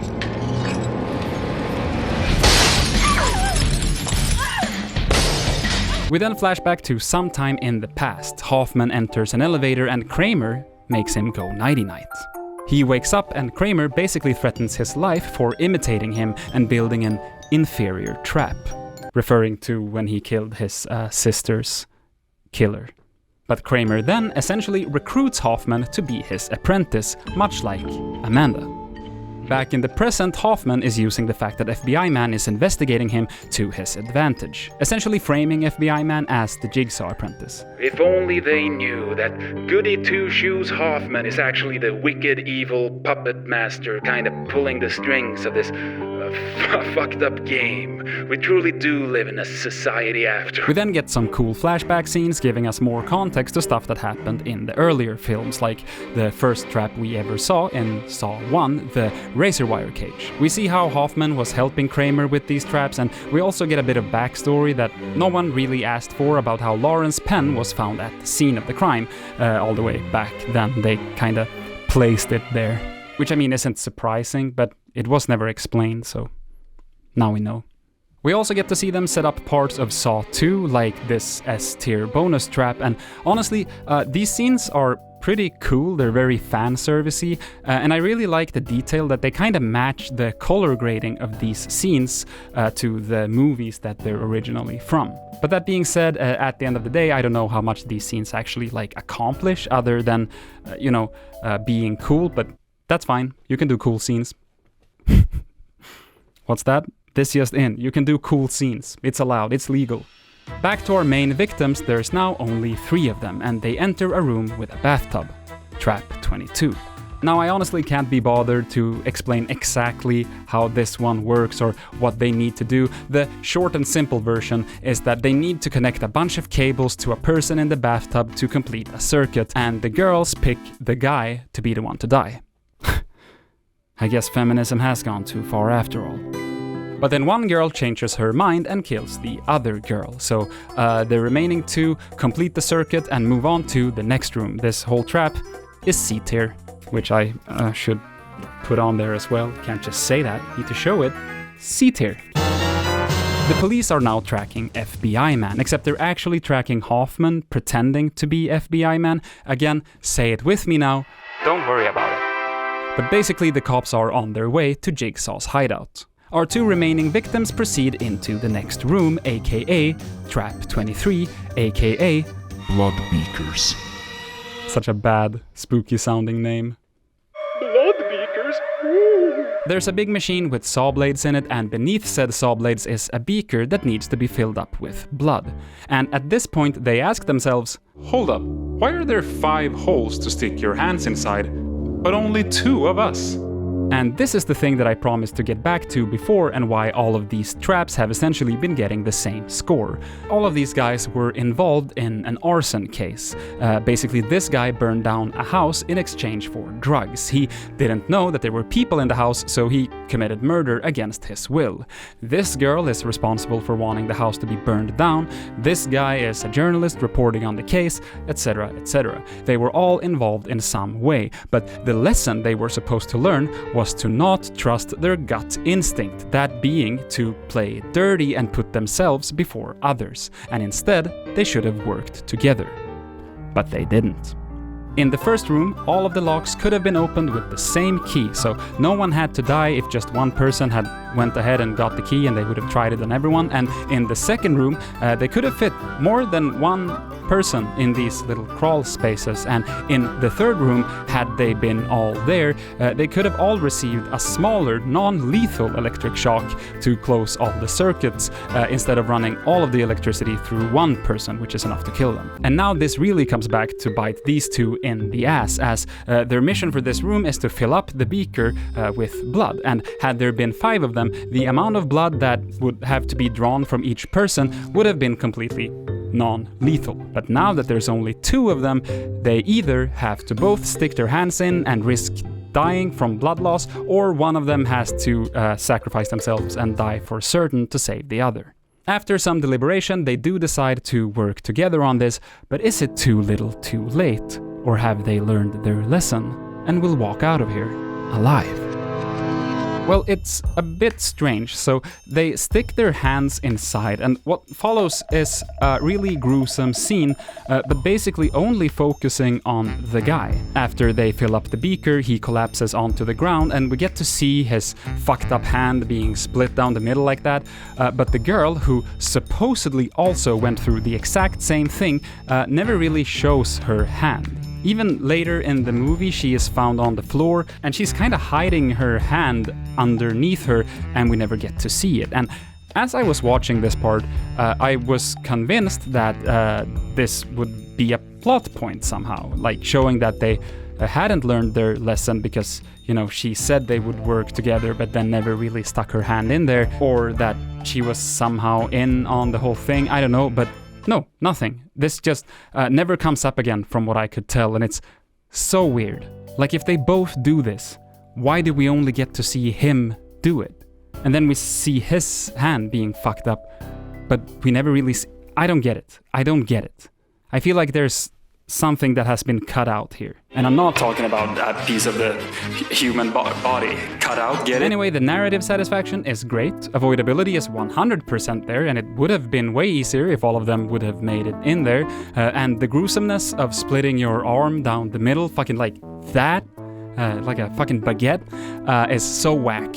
So honestly, throwing this in the S tier. Congratulations. FBI man now enters into a room and finds the ice coffin. I don't think it's actually ice, but the coffin from the last movie. A tape recording of Kramer tells him to get inside of the coffin or he will die, but he doesn't. Instead, Hoffman enters the room, they have a little fight, and then Hoffman gets put in the coffin. Kaufman. He's Kaufman. The coffin is then lowered into the ground as the walls begin to close in. I'll call this trap 24, and as Hoffman gets saved in the box made for FBI Man is instead brutally crushed between the walls. I'll put this in B tier without scoring it, because I feel that it belongs there.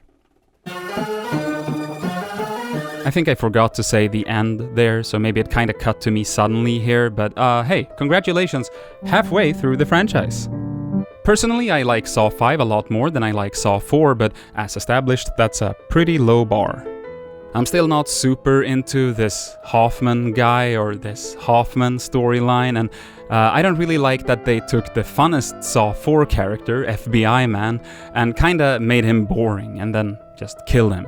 I'd love to see an alternative timeline with FBI Man as the Jigsaw apprentice instead of Hoffman. Just kinda unhinged, dark and twisted Joker energy as he threatens to kill himself if the victims don't hurry up. Now Saw 5 came out in 2008, and 1 year later, Saw 6 premiered. In the directorial chair this time is the editor of Saw 1 through 5, Kevin Grudert. I wanna say like Greutert, like kinda German sounding. I don't know, sorry Kevin. And one fun fact that I stumbled upon was that Lionsgate planned to turn Saw 6 into a 3D movie in post-production, but they eventually scrapped those plans, for which I personally am very thankful. Let's hope that they never again have the idea to make a Saw movie in 3D. Okay, I wanna try with the jacket again. Much like the previous films, Saw 6 starts us off with a trap right off the bat. Trap 25 is sort of a competition between these two people, who I believe are a couple, if I'm not misremembering. The goal of the game is pretty simple. Whoever has put the most amount of flesh on their scale when the timer runs out gets to not have spikes pushed into their brains. Also, short side note, but the little clown, and no, I'm not talking about Codico, has kinda changed its design throughout the movies, and I don't know if it started with the 4th or 5th one, but recently he's just been looking like extra goofy, I guess. I think it's something about the eyes. Anyway, the guy starts cutting pieces off of himself to put on the scale, and it's very clear that this scene is written and cast in a way where you're supposed to go, "Oh, but that's so unfair, he has so much extra stuff to cut off." Because the actor they hired for this is a larger dude, and, you know, I don't really have anything to say about that other than that it feels a little bit unoriginal. And probably doesn't really make sense from like a medical standpoint either, but you know, I'm not a doctor, and someone in the comments probably is a doctor and will happily correct me on that, so I don't have doctors watching this. That'd be funny though. Sound off in the comments if you're a doctor watching Jeffiot videos. But yes, he successfully manages to cut some stuff off of himself and put it on the scale, and we have the sort of super obnoxious editing that I've mentioned before. And then, just when you think that the dude is going to win, she grabs a butcher knife and cuts her whole arm off and drops it on the scale right before the timer goes off. And now I just gotta find the note for... Oh yeah, here it is. For satisfaction, it's pretty good. Apparently these two people run a business loaning money to people that they know can't afford to pay it back. And so Jigsaw's logic is essentially like, "You're always hunting people down for what you claim that they owe you, but this time it's you that owes me a bunch of human flesh." I guess it goes to show that at the end of the day, we truly do live in a system. So for satisfaction, I'll give it an 8. The avoidability is there, but I don't know, I wouldn't say that it's super easy in any way. I mean, cutting this much flesh off of yourself, no matter how you do it, is bound to be at least at risk of dying while doing so, so I'll give it a 4. And for wickedness, I'll give it a solid 8, landing this trap in the C tier. Anyway, as you're about to see, this type of awareness of social issues from Jigsaw kinda continues through this movie. It's very funny. It's something that I noted down in my notebook as the woke Jigsaw era. And honestly, go off, King. In this household we stan a serial killer with values. And continuing in line with that, we now cut to Evil Incorporated, an insurance firm that seemingly takes great pride in how they can find loopholes in any case submitted to them, so they don't have to pay anything to almost any of their clients. They even have a little special unit of people whose only job is to do exactly this, find the loopholes, and they call themselves the Dog Pit. And they're all working for this guy, Mr. Evil. So after establishing that, we cut to Hoffman at the crime scene of Trap 25, and just as a reminder, Hoffman is the bad guy, but he framed FBI Man from the last movie. FBI Man then died, but the police don't know that, so they're still kinda chasing FBI Man, even though it's, in actuality, Hoffman doing all of this. And remember the girl who I didn't give a name, who was also a cop and had the clown doll kinda explode in her face a couple of movies ago? Well, as it turns out, she survived after all, and now she's back. Again, I didn't really give her a name, so we'll just come up with something right now. We'll call her Girl. We already have a girl cop. Face Girl. We'll do Face Girl, because the thing exploded in her face. She'll be dead soon enough anyway, so it doesn't really matter. Did I say that out loud? And while we're at it with characters, there's also this character, Journalist Girl. I thought that she got introduced here, but according to IMDb, she was also in Saw 5, so I guess I just kinda missed that or blocked it out, but she's here anyway, and she's trying to get a hold of Kramer wife, because she's a journalist and she's writing about Jigsaw, I guess. We then see a meeting between Kramer wife and Hoffman, and we get a bit of a payoff for that box that she received from Kramer a couple of movies ago. Maybe it was the last movie. What we learn is that it contains a bunch of numbered envelopes, and inside of those envelopes are instructions for, I guess, kinda enacting Kramer's final plan. Hoffman and Kramer wife was supposed to do this together, but now the police are kinda too hot on their trail for Hoffman's liking, and Hoffman says that Kramer wife can't be a part of this anymore. He wants to do it alone. So she gives him all of the envelopes, but up until this point we have gotten the impression that Kramer wife wasn't really supportive of Kramer's whole trap and kill business, but in a flashback scene we learn that Amanda was once an addict that came to Kramer's wife's clinic, and she was kind of considered to be sort of a lost cause. But then at some later point, Kramer presents Amanda to his wife, now completely clean and sober, and all thanks to Kramer's method of putting her in a trap so that she would appreciate her life. And like any wife whose husband reveals that he has secretly been in close contact with a 30 years younger alternative girl with daddy issues, Kramer wife is delighted and now on board with Kramer's vision. And with that, we cut back to the present, where we see Mr. Evil get kidnapped by Pigman. He then awakes all chained up, who would have thunk it, and Kramer appears on a screen and essentially tells him, "You seem to like deciding who gets to live or die in your job all the fucking time, so if you like it so much, why not do it a little more? And if you don't do what I say, I'll kill you, and I also might kill your family, cause I have those kidnapped too." We then get to see that he does in fact have them kidnapped in some sort of room with metal bars, but more on that later. And we are then presented with what kind of trap he is currently in. And okay, so there's another guy in the room, and this other guy has committed the mortal sin of smoking cigarettes. Even though doctors have told him that smoky no good. You can't keep getting away with it! He can't keep getting away with it! Now, the two of them have these oxygen masks on, and whenever one of them takes a breath, they get slowly crushed from both sides. So the game here is to essentially hold your breath for as long as possible, and obviously the smoker is the one to die. So I guess the doctors were right. After all, smoking does kill. I should probably have laid these out in order. There it is. Trap 26 get a satisfaction score of 9, and I feel like it's been a while in the video now, so I just wanna kinda reiterate that this doesn't mean that I find it satisfying that a smoker is punished or killed for smoking. It just means that the trap that he is in ties into his supposed sin in a way that feels like it has some thought behind it, and hence it is narratively satisfying, not personally satisfying for me to watch. I don't want people saying I'm a psycho. For avoidability, I'm not sure, because like on the one hand, the answer would be to just stop smoking and you don't end up in the trap. But like, I'm sure this guy was aware of the risks that come with smoking.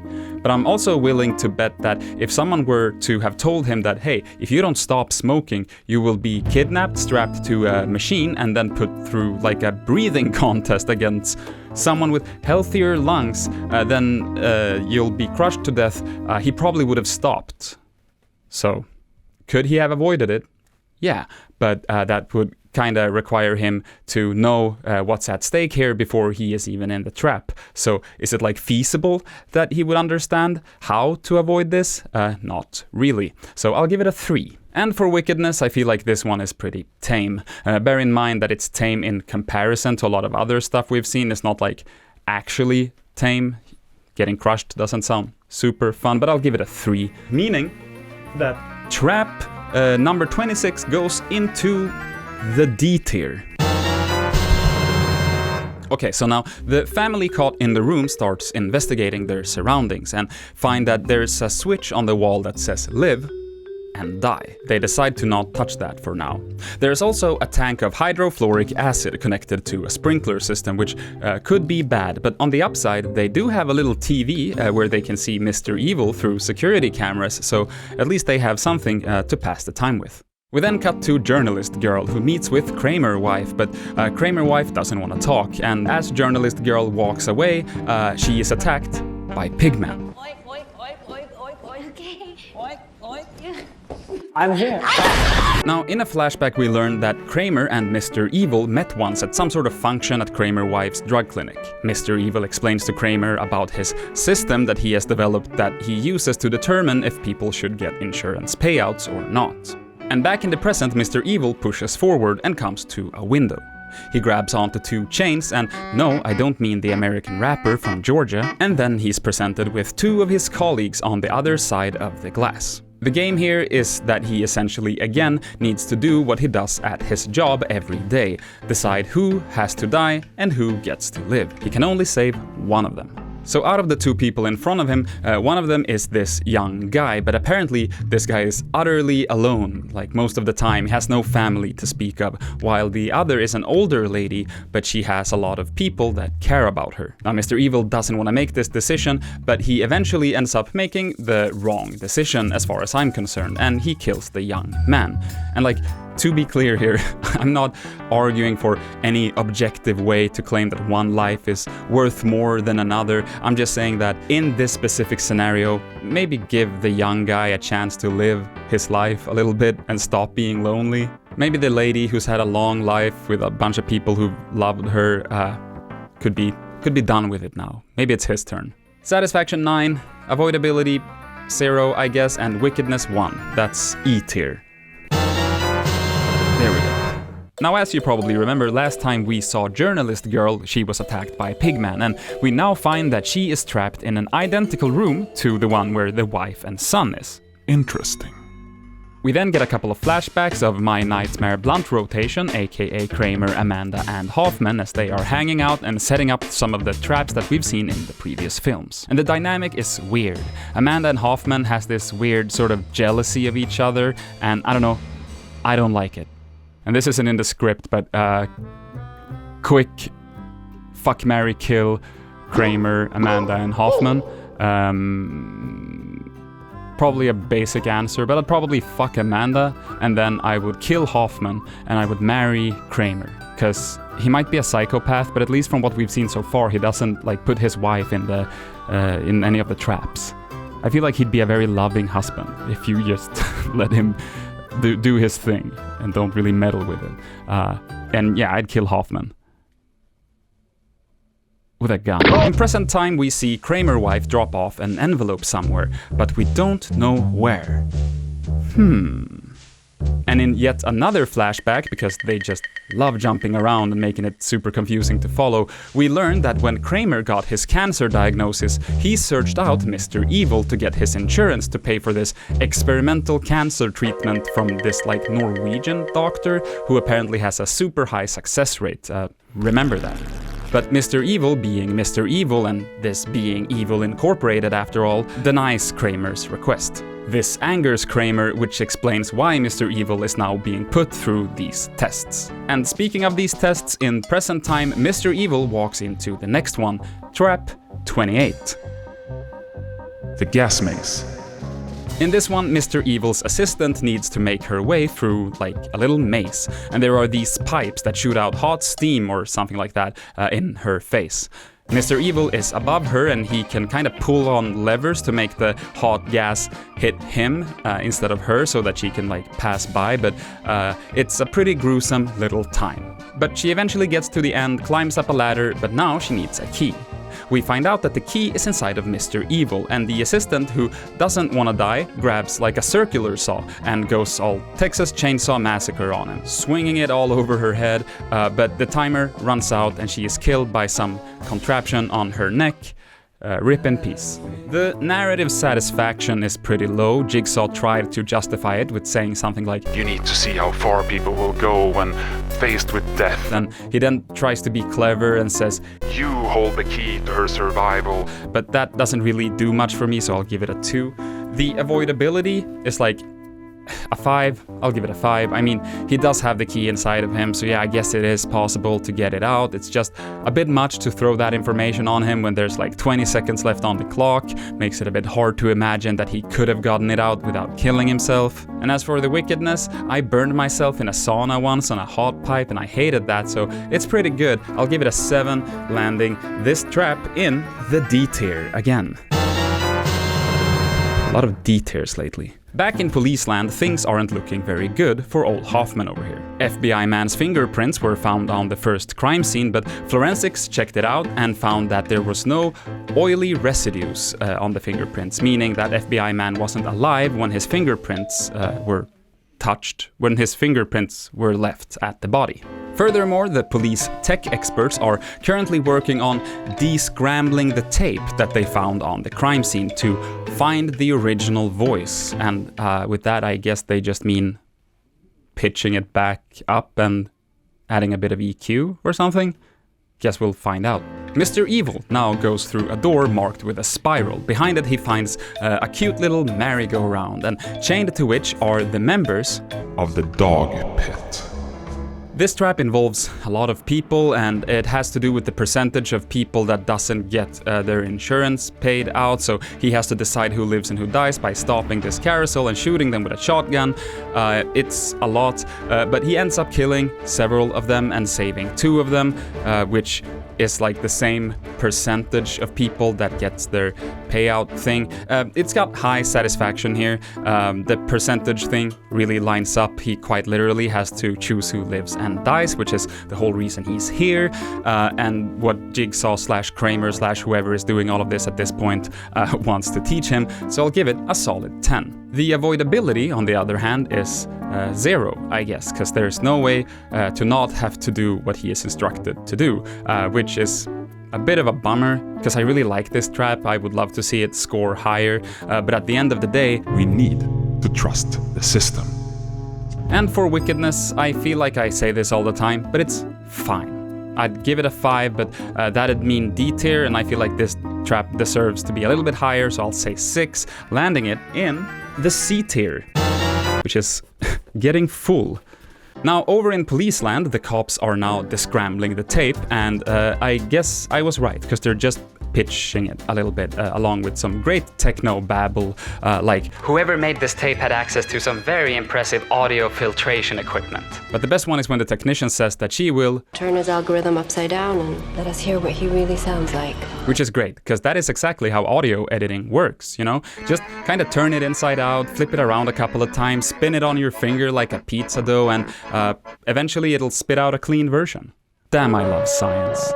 Now, as we can gather, the voice on the tape is, of course, Hoffman, and he is in the room getting increasingly nervous, and police bossman plus girlface starts kind of confronting him. I guess they've sort of started to put the pieces of the puzzle together. And just as Hoffman's voice on the tape comes out clean for everyone to hear, he slits the throat of the police boss, throws hot coffee at Girlface, kills the electricity in the room, uses the audio technician as a human shield so she gets shot to death, stabs Girlface to death, and sets the entire room on fire. Okay, cool, yeah. Fucking Terminator over here. We now get sort of a reveal flashback of Hoffman getting FBI man's hand after he died in the closing walls trap, but I don't really know what that tells us that we don't already know. We saw him die, I just assumed that he got his fingerprints from there.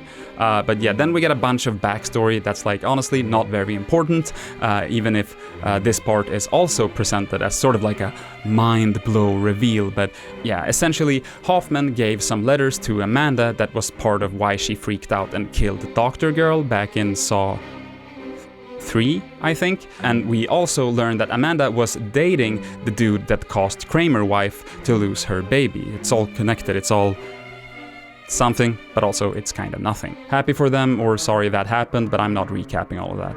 Mr. Evil now manages to make it to the end of his trials, just before the timer runs out, so the door swings open and... Hold on. Why is he running into Journalist Girl and not his wife and son?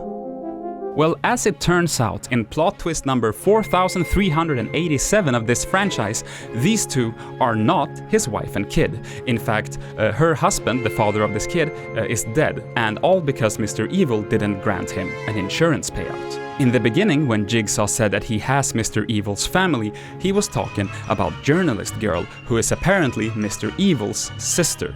And now that lever that says live or die comes into play, as it is up to wife and son over here to decide whether or not Mr. Evil gets to live. And I'll kinda rate this trap in a moment, but first, we see that back when Kramer's wife opened up the mysterious box of envelopes, it also contained a new version of the classic reverse bear trap from Saw 1.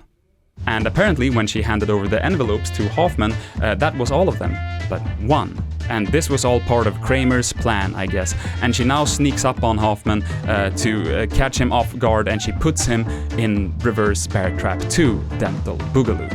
And I think what was in that last envelope were instructions just for her in case this exact situation happened. I guess Kramer could kind of foresee that Hoffman would go off on his own or something, I don't know. For the Bear Trap 2, I'll rate that as well in just a moment, because there's just a lot of back and forth here, so I just want to finish up the story first. The wife wants Mr. Evil to die, but she can't make herself push the lever, but the teenage boy can. So he does, and some big spike thing kinda falls down and pierces Mr. Evil's back, and then the hydrofluoric acid mentioned earlier gets kinda pumped into him through the spikes, kinda making a soup out of Mr. Evil. Rest in peace. Hoffman manages to get out of the reverse bear trap remake at the very last second, and the end. Now for those last traps. The original reverse bear trap got the B tier, so I'm just gonna make this really easy for myself and put the remake into C tier, because, you know, can't live up to the original, but pretty good.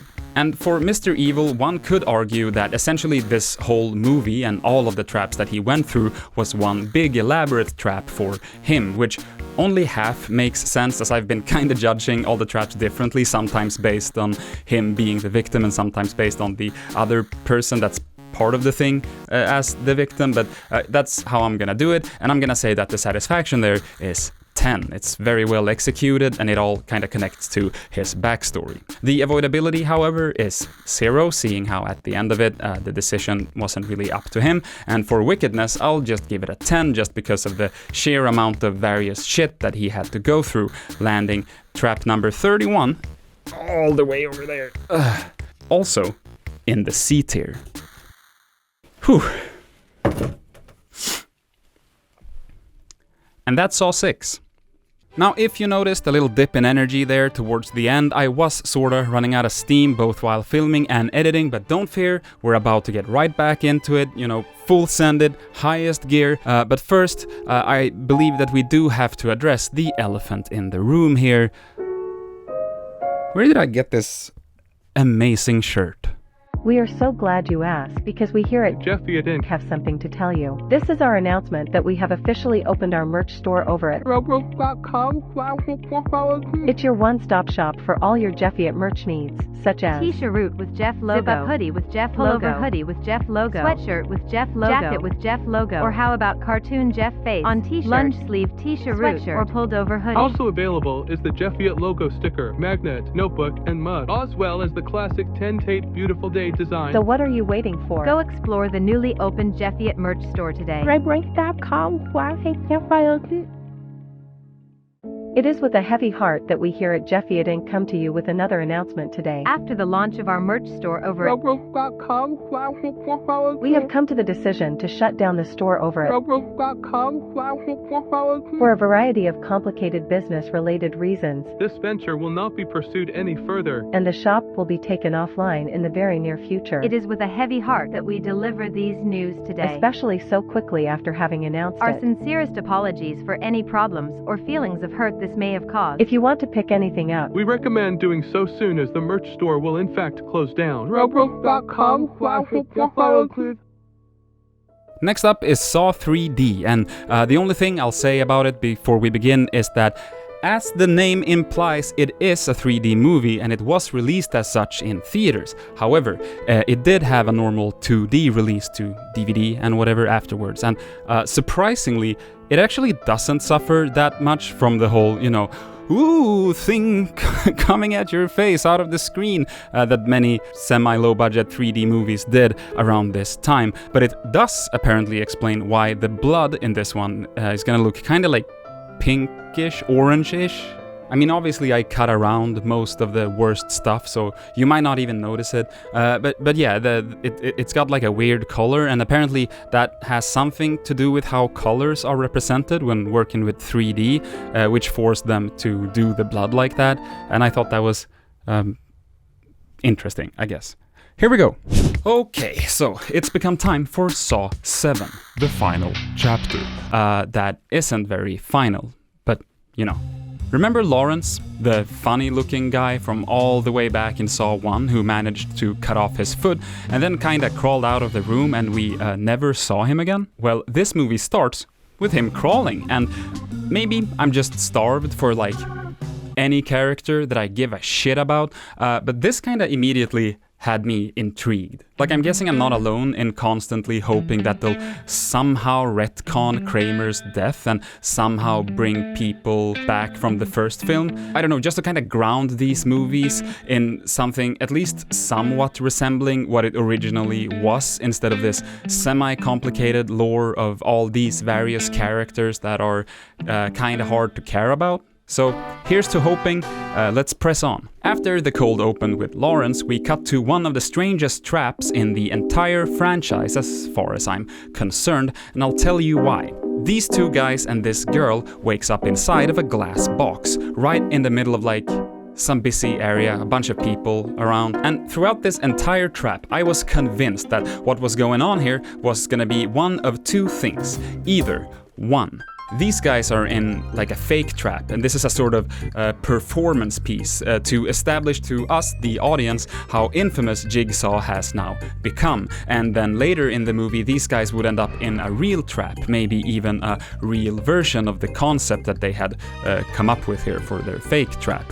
Or two, this is a real trap, but everyone outside of the box believes it to be some kind of art installation, and they just clap and applaud, laughing as these people actually die, kind of alluding to how society has sort of gotten used to the idea of Jigsaw and his murders, and have been desensitized to the violence, much like us, the audience, watching the 7th installation of this extremely violent franchise, hoping it'll be more violent than the last one. So sort of like a meta commentary on the nature of these movies always having to one-up the one before it, which, as I touched on previously in this video at least once, kinda doesn't work and ends up falling flat a lot of the time, but much to my surprise, neither of those things happen. Instead, this is just straight up a normal saw trap for some reason set up in a public place. And weirder yet is that we never refer back to this trap or get any context for it like we usually do. It's just there. It just happens, and that's that. It kind of feels like the writers forgot about it and then just left the scene in there. But okay, so let's get into it. Trap 32, 2 guys, 1 cheater. It's pretty simple. There's a saw blade in the middle of these 2 guys, and they can push it into the other one, or into themselves if they so please, or they can both push it to keep it upright, instead killing the girl who is in the middle of them. And yeah, these 2 guys are friends, and apparently one of them is dating the girl, but she is cheating on him with the other guy, so it's a literal love triangle. So they go back and forth a little bit, and then they decide to kill the girl, and she gets cut in half. Satisfaction 0, avoidability 0, and wickedness 3. It's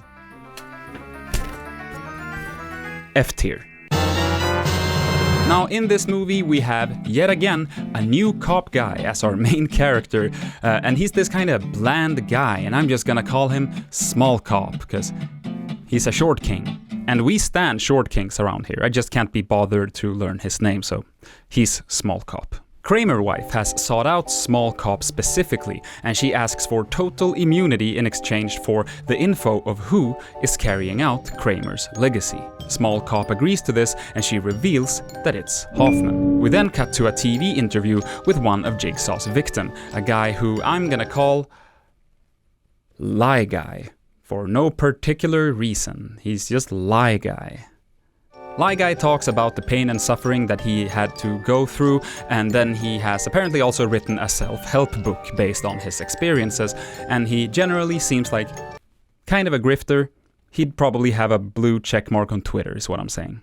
We learned that the trap that he was in consisted of 2 hooks through his chest that he then heroically just ripped out of himself, refusing to play along with Jigsaw's game. We then cut to Trap 33, the death of Kramer wife. Kramer wife is now strapped to sort of like a train track, and Hoffman says something along the lines of, "Fuck you, bitch. You shouldn't have told the cops about me." And Kramer wife is all, "Oh no, please, Mr. Hoffman." But he won't listen. He just goes, "Yeah, it's too late for that. I want to kind of play a sort of twisted, fucked up little game." "Please, Mr. Hoffman, I thought that we lived in a society." "We do, bitch."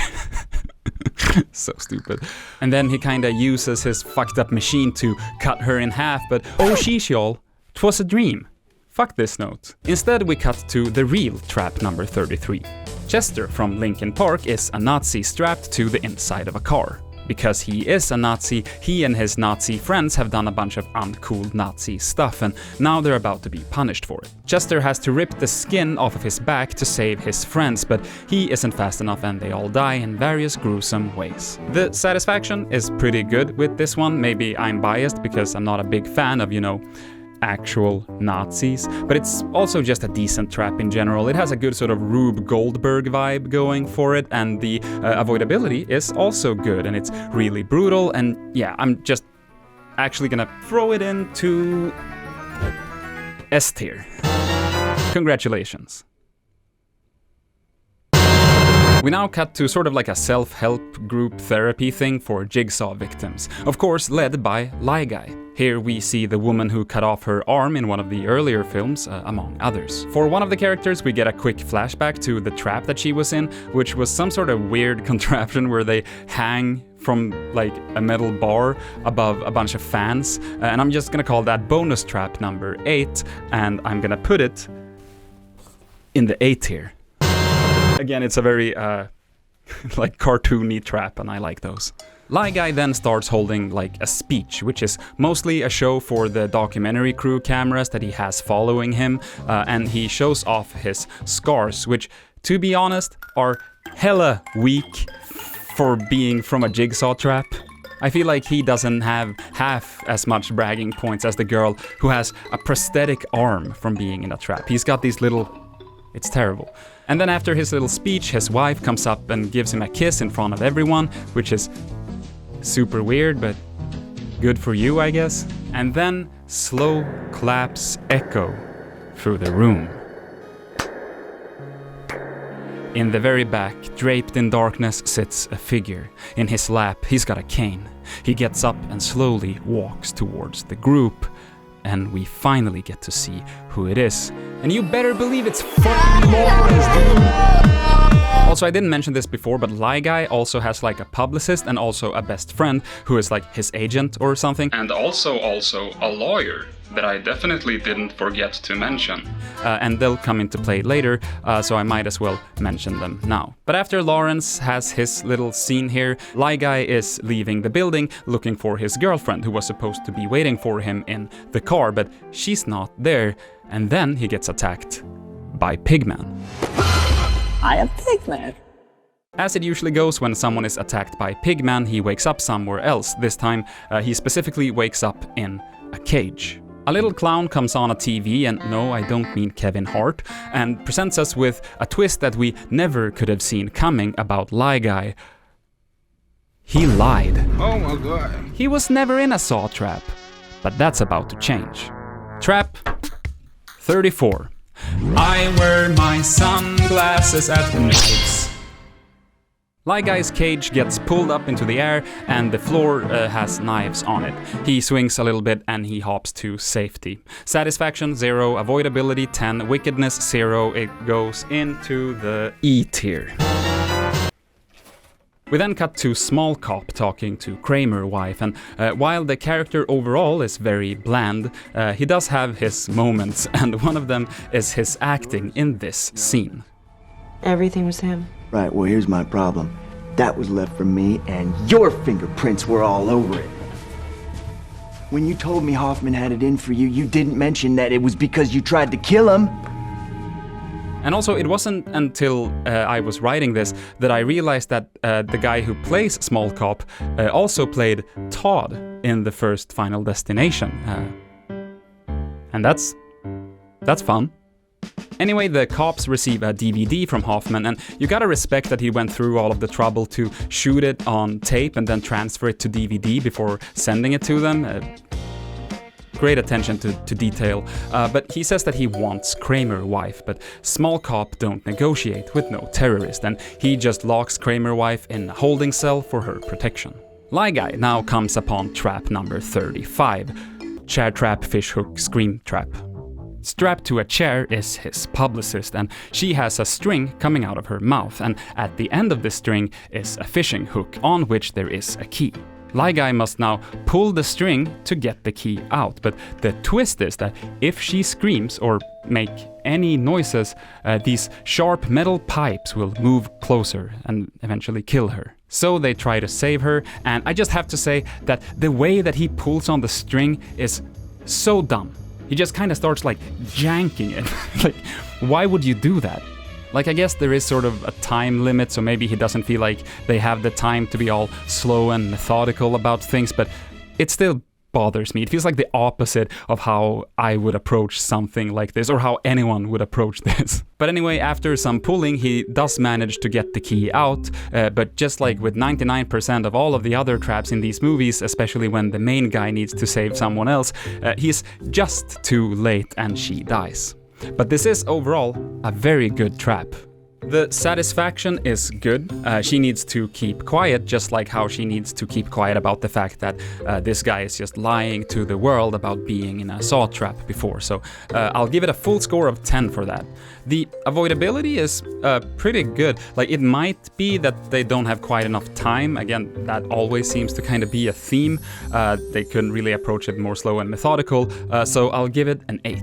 And finally, the wickedness is just fucking off the charts, honestly. This was one of those traps that made me like physically squirm in my chair, so I can't give it anything else than a perfect 10, landing trap number 35 in the A tier. Nice. Lie Guy moves on and then finds a copy of his own book, signed by himself, addressed to Kramer. So we cut to a flashback of when this happened, and it's very funny because it's supposed to take place way back, likely somewhere between Saw 1 and 2, and so Kramer is supposed to look a bit younger than how we've seen him lately, and so the way they accomplish this is to literally give him the "how do you do, fellow kids" treatment. Hey, sir? John. Who let this teenager in here? Hey, sport, don't you have school today? Jigsaw just rolls out on his skateboard. We see that he has a slingshot in his back pocket. Anyway, the police have now figured out that Lie Guy has been kidnapped, so they'll probably be on their way soon, like how every other movie in this franchise goes. But in the meantime, Lie Guy comes upon the next trap, number 37. Sorry, 36. In the room, a little clown bursts through the window, and no, I don't mean Martin Freeman. And we learn that this woman is his attorney, and she is also aware of his lies. She will be slowly lifted up towards a couple of spikes that'll pierce her eyes and her mouth. And to stop this, Lie Guy has to lift heavy weights while he kind of gets stabbed in the sides, which, honestly, if I was put in this trap, I just wouldn't do it. Because it sounds like the fucking worst, dude. Having to lift weights while also having some shit kind of poking me in the ribs? Nah, I'm sorry, I'm just gonna let you die, girl. Sorry, rest in peace. But he tries and fails, and she dies. The satisfaction is, I guess, decent. There's a theme here that she has chosen not to talk about what she's seen, so the metal pipes will go into her eyes and into her mouth. But it's a bit samey with the last one, except I guess less clever, so I'll give it a 7 for that. The avoidability is also decent, so I'll say 8, and the wickedness is pretty run-of-the-mill at this point, so I'll say 5, meaning that this trap goes into the C tier, which is full. We'll just have to make some space here, kind of move a couple of these, get that in there. I'm sensing that this will continue to be a problem. Now, this movie has quite a few traps left in it, so I'm probably honestly not gonna motivate each score that I hand out for the remainder of them. I think you probably get my reasoning for most of them at this point, so let's proceed to trap 37. Lie Guy's best friend has a mask on, blinding him, and a noose around his throat. He has to balance on some planks as to not fall and hang himself while Lie Guy tries to guide him. Lie Guy has to also go into the middle of the room to get a key for his friend, so he does that, only to get the key, and with only seconds left to spare, he throws the key to his friend, who, on account of, being blind, doesn't catch it, and he falls to his death. Satisfaction 5, avoidability 8, and wickedness 1. D tier. We then get yet another flashback where we learn that at some point in the past, Small Cop was being held at gunpoint by some homeless person, and Hoffman comes in and saves his life by shooting the homeless guy in the back.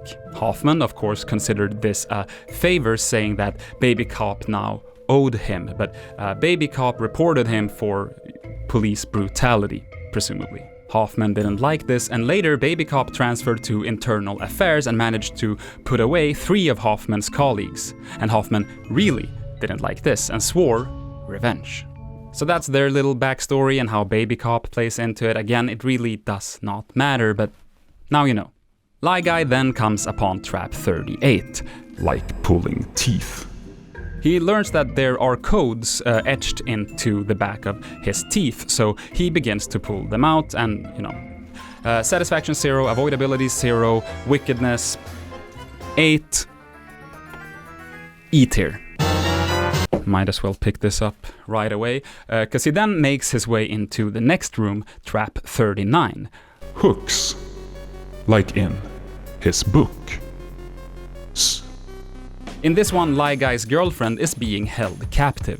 To save her, he has to put hooks through his chest muscles, just like he lied to the whole world that he had to do before. I'll score this trap in just a little moment, but first, the police have now made their way to where they believe Hoffman has his little hideout. But in a moment of realization, Baby Cop understands that Hoffman managed to trick them all to leave the station, and then a Breaking Bad finale-style machine gun kills all the cops in the room, including Baby Cop. Rest in peace, you were a mediocre plot device at best.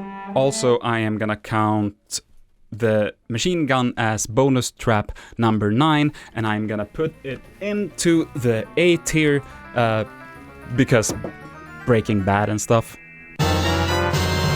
Back at the police station, we see that Hoffman has managed to sneak his way inside with the help of a body bag. He goes on a little killing spree, all in an attempt to reach Kramer's wife, because if you remember, he kinda has it out for her. And I know that's kind of a little vague, kinda hard to follow the motivations here, and that's partly because of everything I'm choosing to leave out, but also partly because it do be like that. Back at Trap 39, Lie Guy has to pull himself up by the chains from his chest muscles, and just as he reaches the top of the hooks, they rip out of his chest and he falls down and the timer runs out. And this means that his girlfriend now gets enclosed in some sort of metal device, and a fire erupts and she dies. Satisfaction 9, avoidability 0, wickedness 8. It's another C tier. Back at the police station, Hoffman gets to Kramer's wife, but she manages to escape. He then catches up to her and ties her to a chair, goes to the evidence locker and pulls out the OG reverse bear trap. Not the remake of the reverse bear trap that the last one was, that actual OG one from Saw 1. He puts it on her, and just like I did with the last one, I'll put it in the C tier without scoring it if I can find it. Here it is. Fucking C tier is getting so full. There. The bear trap does its thing, killing Kramer's wife. Rest in peace, you survived way longer than I thought you would. Hoffman then leaves the building and goes to his secret villain base, where he pours gasoline everywhere to burn it all to the ground. And as the movie is about to end, he walks out of there, establishing Hoffman as the de facto main villain of the Saw series, ending the 7th movie-long arc. But then he gets stabbed to death by 3 people in pig masks. But who are they? One of them takes off his mask, and it's Lawrence. We now get yet another flashback montage that explains how, after Saw 1, Kramer nursed Dr. Lawrence back to health and convinced him to become his apprentice. We get to see Lawrence helping Kramer setting up some traps from earlier movies, and the fact that Lawrence is a doctor explains how Kramer was able to kinda put keys inside of people's bodies and stuff like that. And okay, I do think it's cool that we have Lawrence back, and I don't mind a little bit of retconning. I can even see past the fact that it's weird to me that after everything he went through in the first film, Lawrence is just like, oh yeah, I'll be on your team, Kramer. Cool, yeah, love torture. But the thing that bothers me the most is like, how many people did Jigsaw have helping him? The first movie establishes this essentially insane genius, right? And then we learn that actually he had help from this girl. And then we learn that actually he also had help from this duck. And now we find out that actually he had help from this fucking doctor as well. Guy needs a fucking HR department at this point. But yeah, the movie's over. Good job. Okay, Hoffman is dead. Good, because I was kind of getting a little bit worried about having to fulfill my monk promise from before. Because at this point, I can promise you, if I had to sit and watch this guy's face for another minute, I'd honestly do it. I even looked it up. We have 2 monasteries in Sweden. I don't even care how dumb I'd look with a bald head. I'd do it. During research, I found a couple of pretty interesting tidbits about the production of Saw 3D. So let me tell you about them. The first one is that I learned that Lie Guy was originally supposed to go in the public trap, and that was supposed to happen much later in the movie. But it was then moved to the start of the movie because producers wanted to use it in the trailer. As it was originally meant to play out, we would have seen Lawrence and Kramer in the audience, watching on as it happened. And another thing that I don't know how it would fit in with the version of the script that I just described, so this might have been from another version. Still interesting though, the people in the pig masks hanging out with Lawrence at the end of the film were supposed to be these guys from that one public trap. Again, I don't know how that would make sense if it was supposed to be Lie Guy that went in there, but that might as well be from 2 completely different versions of the script. But I did find it kind of interesting, and it kind of does explain why this trap, and in some regards this whole movie, felt a little incohesive. Because, producers.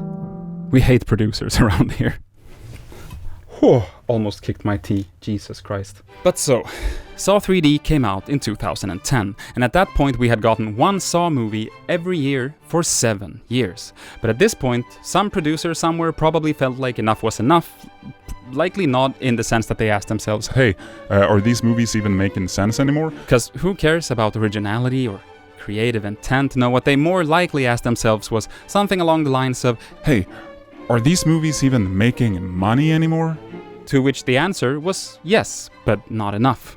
And so, Saw 3D, the final chapter, was actually the final chapter of this franchise. At least, for a while. But 7 years later, in 2017, the world was deemed ready for more, and Lionsgate Films released Jigsaw to the world. As the title implies, this is seemingly an attempt to kinda rebrand the franchise for a modern audience, giving it a new look and feel, as well as following that naming convention that I think I've mentioned in other videos before that really bother me, where you don't number your sequel, but also you do that thing that was really popular for a while, where you make a new Rambo movie, for example, after however many years, and then you just call it Rambo. Or yet another Wolverine-centric X-Men movie just called Logan, or Wolverine.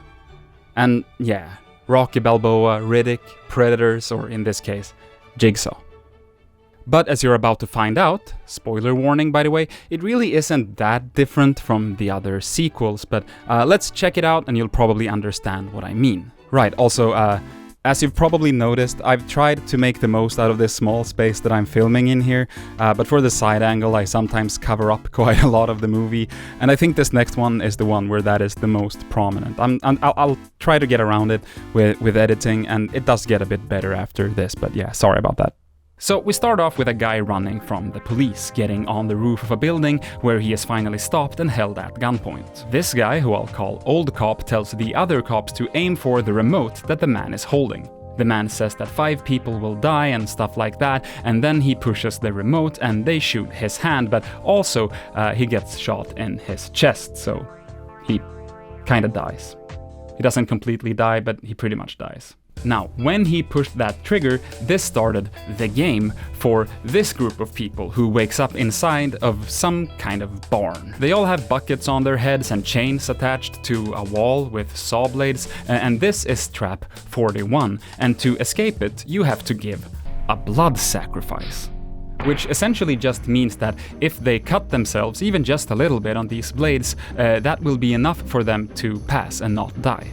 The satisfaction is hard to judge here, as these people have all kinda done different things for them to deserve to be here, so I'm just gonna give it a 1. And in terms of avoidability, this is definitely another 10 out of 10, as they can literally just cut themselves, which makes me wonder what they're even risking. Like, even if they wouldn't figure out that that's what they're supposed to do, wouldn't they just find out anyway when they eventually get cut and then be fine? And for wickedness, I said in the beginning of this video that if a trap has low wickedness, that means that it's probably the trap that I'd choose to be in if I had to pick one, and I can't imagine picking anything other than this, honestly, so I'll have to give it a 0, landing us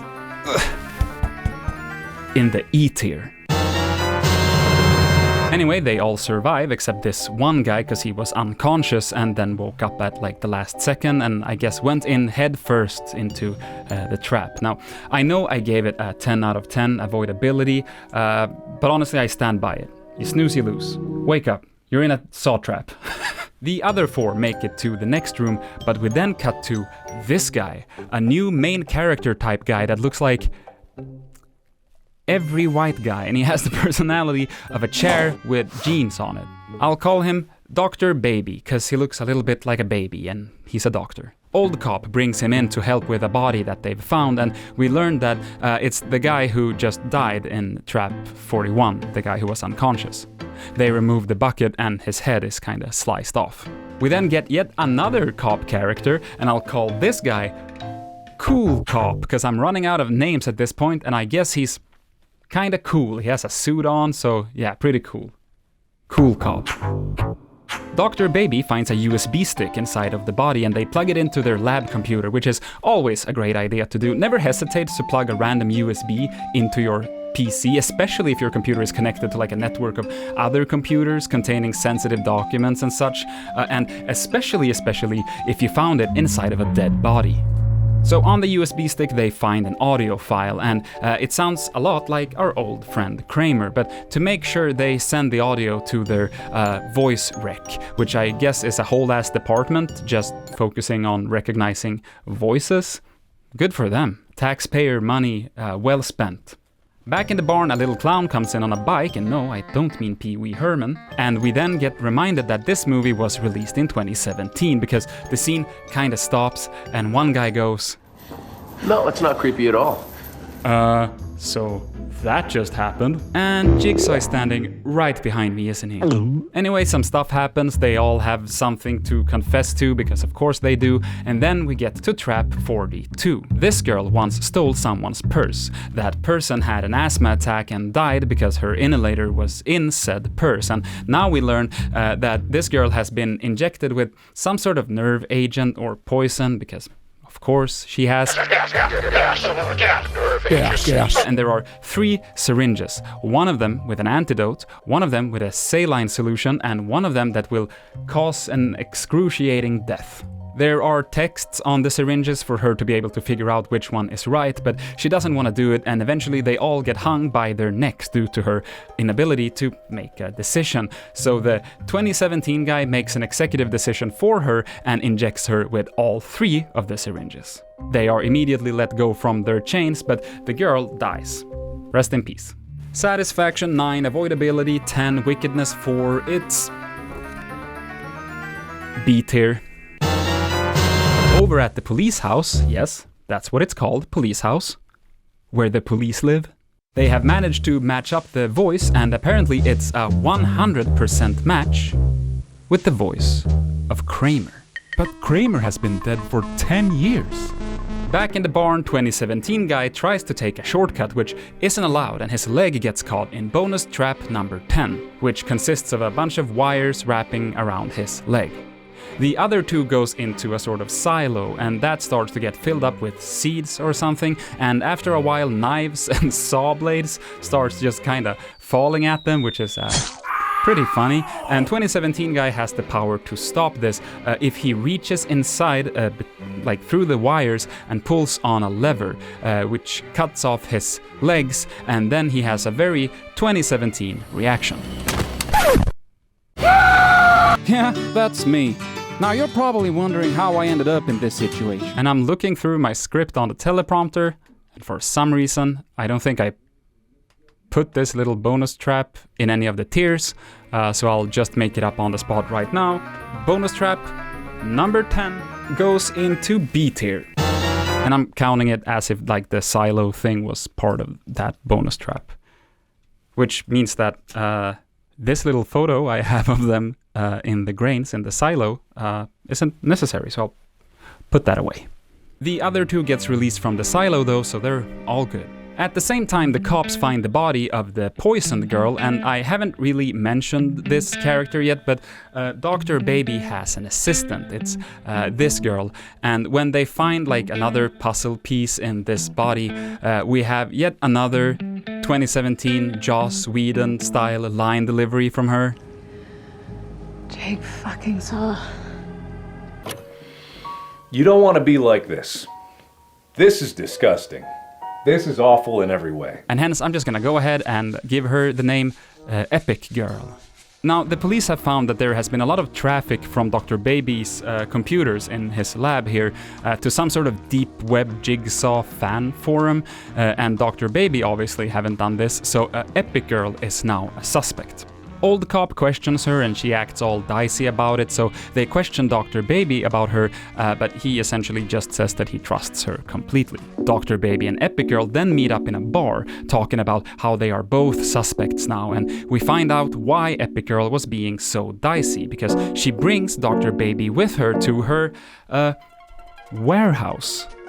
In her warehouse, she has a bunch of saw traps set up. Apparently she's some sort of like a fangirl, but not actually a fan. I guess in the same way that some people have like German World War II memorabilia that they collect. But also, as we all know, while it is completely possible to collect those sorts of things just because you're fascinated by history, a lot of, if not most people that do that have, let's call it, weird vibes. And in the same way, maybe she just enjoys the craftsmanship and the wild story of Jigsaw, but also, maybe she's actually a little bit fucked up. Guess we'll find out. In this warehouse, we get introduced to this one machine called the Spiral that was apparently one of Kramer's first designs, but it was never put into use. The one that she has here is a replica that she built from blueprints she bought online. Now back to the barn, and it has coincidentally become time for trap number 43, the Spiral. This guy is lifted into the air, and we learn that he once sold a motorcycle with brakes that didn't work to some kid who then died because of it, and then Kramer says that that kid was apparently his nephew. This is never really followed up on. Now, this guy gets lowered into the Spiral, and this trap was a little hard to understand for me. I don't get what it actually does. Like, it spins around really fast, and I think that all he has to do is to like stay still and don't touch the sides of it until he gets to the bottom where he can reach the handle that'll stop the machine. But honestly, I'm not completely sure. Anyway, the girl climbs up and manages to stop the machine, but then it starts again and the guy gets fucked up and dies. Rest in peace.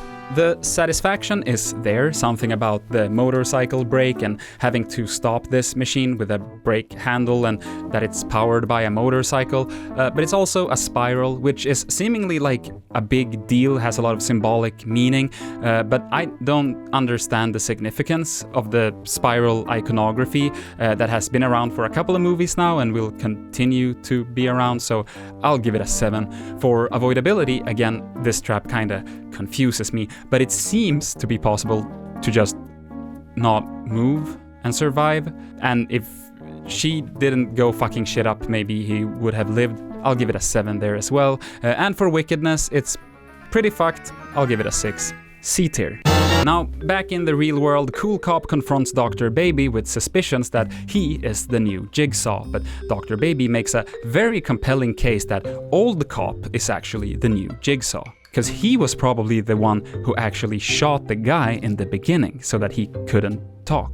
And also, all of the bodies they've found have been connected to old cases that Old Cop worked on. So the two of them go to the body of the guy that got shot in the beginning, because if they can get the bullet out of that body and match it to Old Cop's gun, then they can bust him. So they go to the body, and wouldn't you know it, the bullet is a match.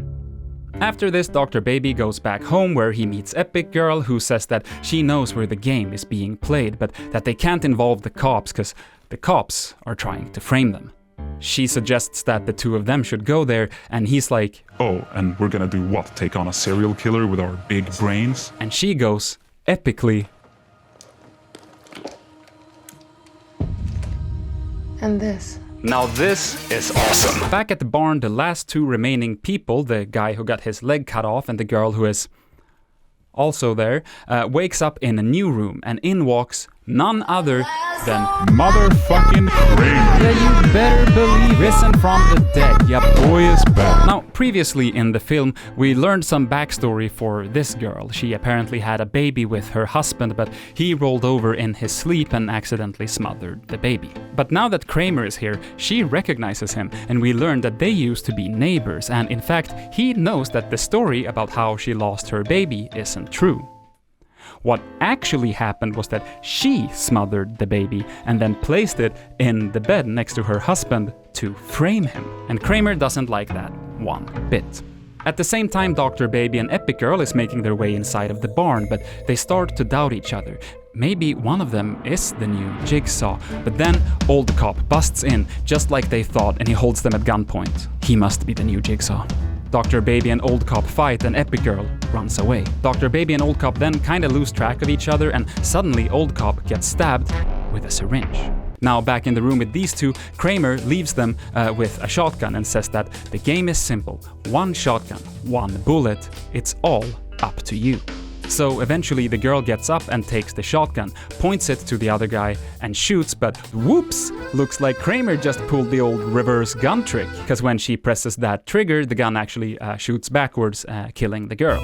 We then learn that the key was inside of the shotgun shell, so they didn't even have to shoot each other at all. And I don't know about this one, I've written Satisfaction 5, Avoidability 8, and Wickedness 3, which would put it in C tier, but I wonder if I forgot when I was writing this that at one point, like, he holds up the bullet and he says like, "This is your key to freedom." And that's pretty clever, so I'm gonna put it in B instead. Now, both Babyface and Old Cop wakes up in these like laser traps, and they are now forced to confess, but it isn't clear what they need to confess to. But Dr. Baby goes first and ends up confessing that he was a doctor that worked on Kramer's x-rays, and he messed up the documents at some point, which led to Kramer's cancer not being found in time. This doesn't seem to please Kramer though, and Dr. Baby gets lasered to death. It's now Old Cop's turn, and he ends up confessing to being a crooked cop who took bribes and let innocent people die while evil people walked free, and his machine turns off. He's safe. But then, much like Kramer in Saw 1, Dr. Baby rises from the floor. He's not dead. And before I explain the whole twist and rest of the story, the laser head trap is trap number 45, and I'll give it a 9 for satisfaction, a 0 for avoidability, and 4 for wickedness, which means that we can say, welcome to the D tier. Okay, so here's what we learn. The gang of 5 people in the barn that we've followed throughout this movie actually happened long ago when Kramer was still alive, and Dr. Baby was the 5th guy, the guy who was unconscious in the beginning, but after the others had proceeded to the next room, Kramer apparently changed his mind, and he went in there and picked Dr. Baby up from the floor and nursed him back to health. But if this was so long ago, what about the bodies that we've been finding in present time? Well, Dr. Baby have been recreating Kramer's old game.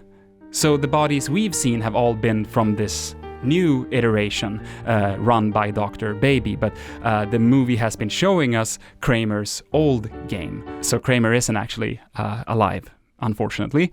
I hope that makes sense, and if it doesn't, that's fine. So what Dr. Baby did was that he edited old clips of Jigsaw together for the audios, which I feel like the fucking voice recognition unit maybe could have picked up on, if that's their, like, one job, but they didn't. And he was then the one who shot the guy from the beginning, from, like, another rooftop with a sniper, and he planted the right type of bullet to frame Old Cop. He tells all of this to Old Cop, who then dies by the laser trap, hence why I gave it a 0 in avoidability before. And then he just walks out of the room again. The end. How funny is it that one of the victims is Kramer's old neighbor? The writers are just like, okay, wait, let's see. So we have the guy who killed his baby. Who else? Maybe the insurance guy who refused to give him a payout, and who else? How about an old neighbor? But okay, that's Jigsaw. Let's talk about it a little bit, and I'll start by recapping that in this new take on Saw, this sort of modern rebranding, here's what they ended up doing. A series of more or less relevant trap for a handful of people who all die. A main plot surrounding a bunch of cop characters that we've never seen before and will never see again, who all lack personality as they try to figure out the case by standing around in various blue rooms, looking at evidence and sometimes going to a crime scene. Have one newly introduced bland guy who we then find out is the actual Jigsaw, but not only that, he actually used to work with Kramer and help him out before Kramer died. And yeah, number 1, super creative, guys, great job. And number 2, again, how many fucking people did Jigsaw have helping him? You gotta come up with another way to continue his legacy at this point, right? Guys, come on, man, please. But okay, in summary, Jigsaw came out in 2017, and I'm guessing, again, that the intention was to sort of try and reboot everything, but that didn't quite work out, likely because, again, it wasn't very different at all from the other installments. And also because no one cares about Dr. Baby. Even Hoffman is better than this fucking guy. Who is he? And that isn't even the actor's fault. Like, I know I keep making jokes that he looks bland and a bit like a baby, but I think this dude did what he could with what he was given. It's just not a very great script or idea or execution. Now, for better or worse, the writers of Jigsaw, Josh Stolberg and Peter Goldfinger, also wrote the next installment, Spiral. So it'd be easy to assume that Spiral would be just more of the same, but surprisingly, that's not quite true. Now, interestingly, because I might just get this out of the way immediately, Spiral is good. Like, it's not the best movie that I've ever seen, but it manages to do what I assumed Jigsaw was trying to do, the whole reinventing the franchise and breathe some new life into it thing. and it does still have some of the same problems that the other movies have, as you'll see, and it also, loosely follows the formula of people in traps, cops trying to solve it, cops trying to find where the place is, and then eventually finding it in the third act, and then there's a twist about what's been happening all along, the end, but it isn't really the broad strokes or the meta-narrative that makes this movie different. It's the little things. It's the cinematography, the dialogue, the characters, the believable backstory of almost everyone. Samuel L. Jackson is there, and the person we seemingly have to thank for a lot of this is Chris Rock. So Chris Rock plays the main character in this film, which is in and of itself pretty interesting, as it seems like a weird fit for the franchise, but the most interesting aspect is that the whole idea for this movie apparently came from Chris Rock himself. Supposedly he had like a chance meeting with some higher up from Lionsgate, and he pitched his idea for a sequel / semi-spin-off to the Saw franchise, and they liked it enough to tell the writers to just go ahead and write it based on Chris Rock's instructions, and then they proceeded to greenlight the entire idea and cast Chris Rock as the lead role. So say what you want about Spiral, but if you, like me, are in the mood for something at least somewhat different from the other ones, you're about to get it. I really tried to power through with the jacket, but it's getting too warm. This movie starts off at some carnival, and Hat Guy here starts chasing down a purse thief. The thief goes down into a manhole, and after a quick Joss Whedon quip, "You did not just go down there," he follows suit. Once down there, he gets attacked and then wakes up in Trap 47. Tongue train. Hatman is standing on the train tracks, and his tongue is being held between two pieces of metal. A new incarnation of Jigsaw, this time sporting the pig mask, starts playing from a TV, letting him know that a train is approaching and that he has to jump off the chair that he is balancing on to get out of the way, hence ripping out his tongue. For narrative satisfaction, it's pretty good. Through Jigsaw, we learn that Hatman was/is a crooked cop, constantly lying to get his way, which is why he must have his tongue ripped out. Fuck it, I'll give it a 10. But the avoidability is weird, because losing your tongue, especially by ripping it out, is such a life-altering thing that the avoidability feels low, but I guess he can survive this pretty easily, given that he doesn't bleed out, of course. So I'll kinda go slightly above middle, and I'll give it a 6. And for wickedness, I'll go with a 9. It's a fucked up trap, and the idea of having your tongue ripped out of your mouth is so fucked. Like, cutting it out is one thing that also sucks, but ripping it out with like the weight of your own body, yeah, that's just a rank vibe. I'll give it a 10 out of 10. So we're eating good with Spiral, starting off with an A-tier trap. But Hatman hesitates for too long and gets splattered by the oncoming train. Rest in peace. We're then introduced to our main character, Chris Rock. At first we believe him to be a criminal, but we quickly learn that he is a cop on an undercover mission. He did this without permission, however, so the chief of police, Girl Boss, punishes him by ending his career as a lone wolf and forcing a partner on him. Baby Cop. Not to be confused with Dr. Baby. This is another baby.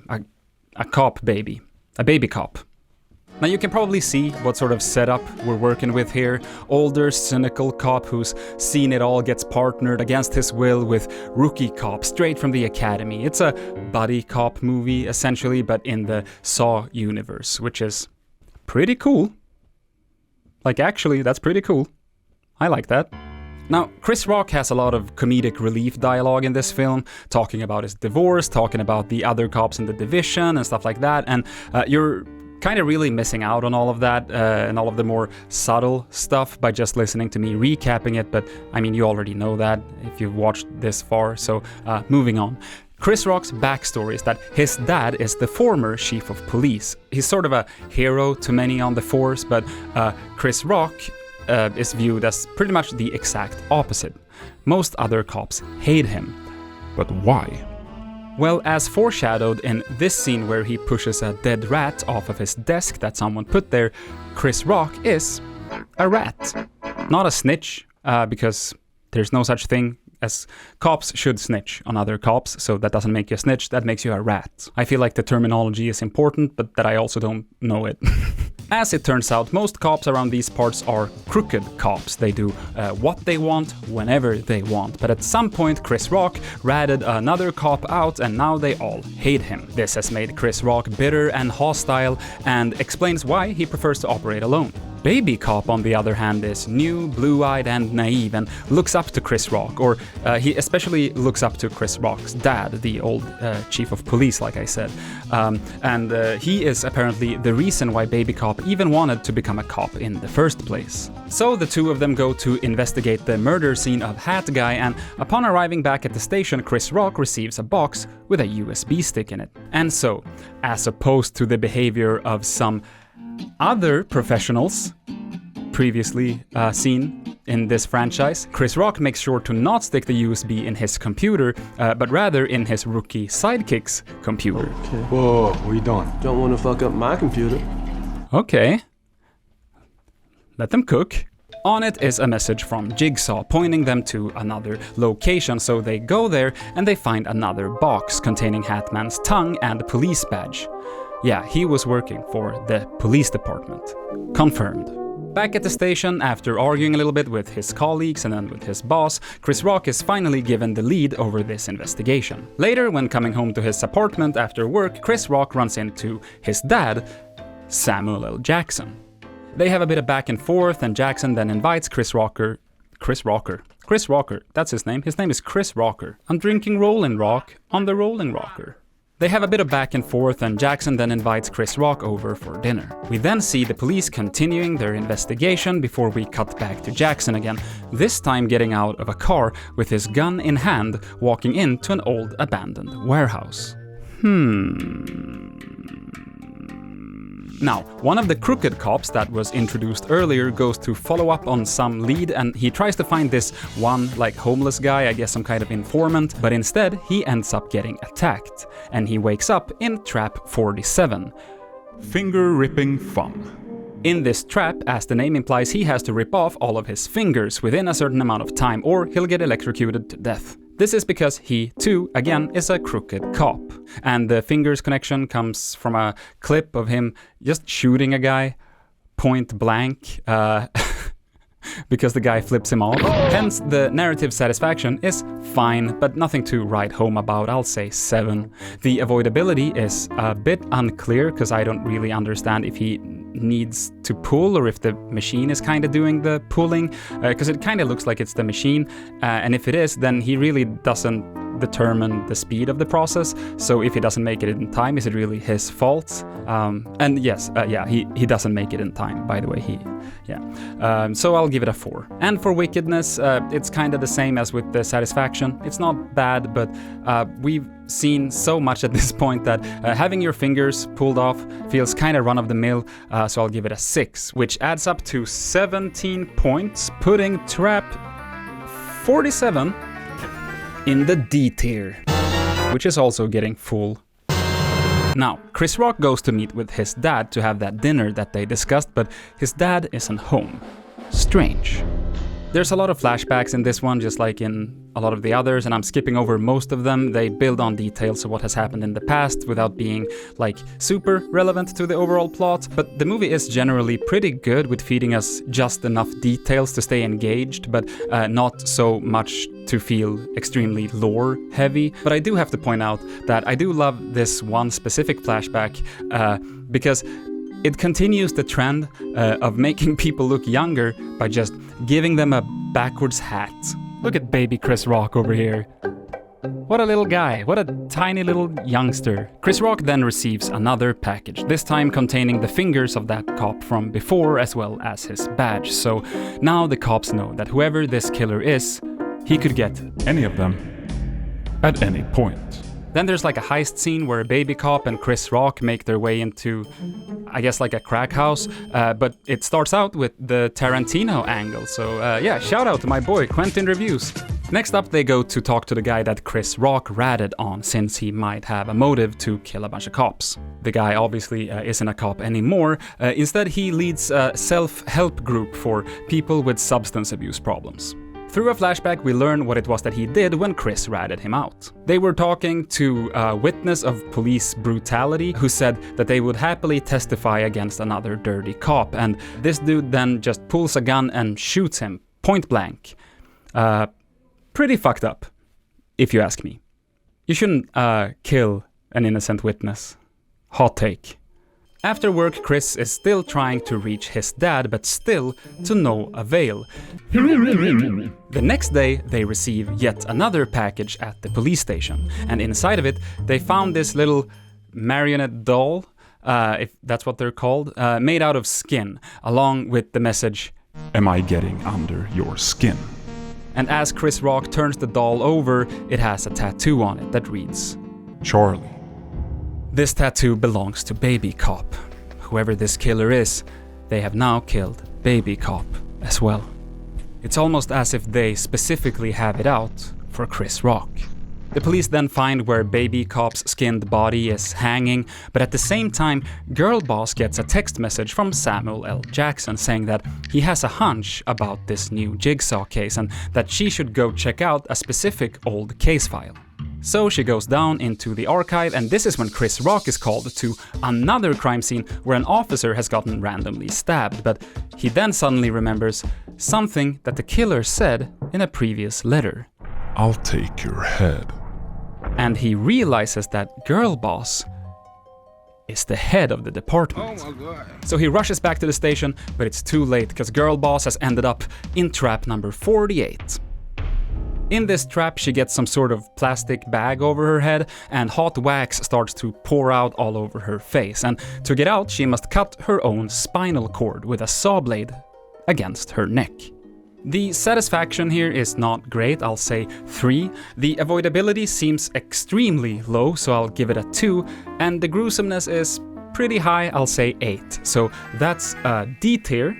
Moving on. Chris Rock finds her, and she's obviously dead now, so he goes looking for the former cop that he ratted on, thinking that it must be him who is behind all of this. There's also something about like security camera footage being erased, and only a previous cop could have gotten into the computer systems to do that. But as he goes looking, he gets attacked by Pigman.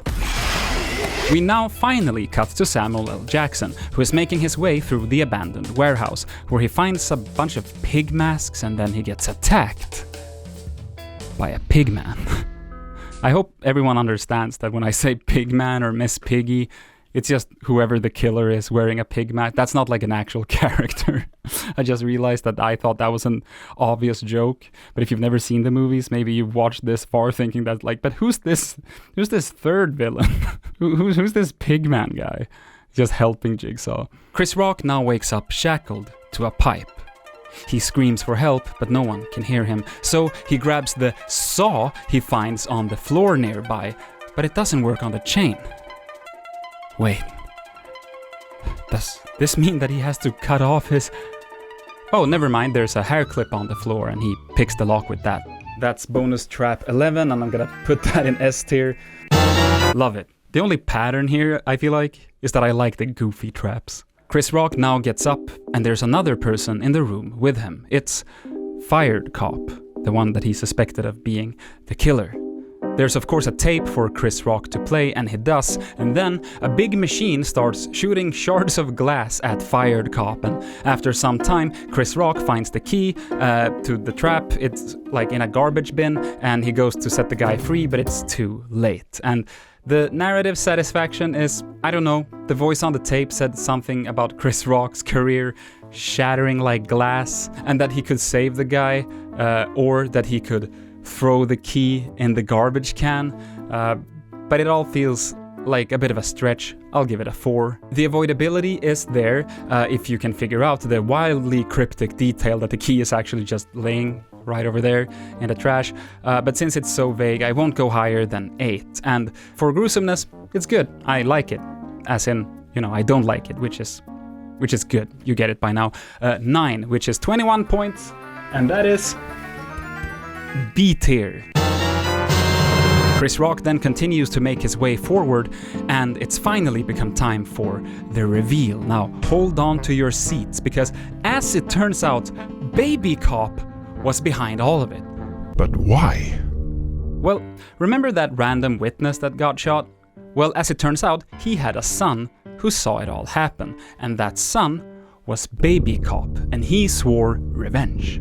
To do this, he worked years to become a police officer and to become Chris Rock's partner specifically. Because he knows that Chris Rock ratted out his dad's murderer, so he believes that he and Chris Rock could partner up to get rid of all the crooked cops in the city, and honestly, I don't hate the plan.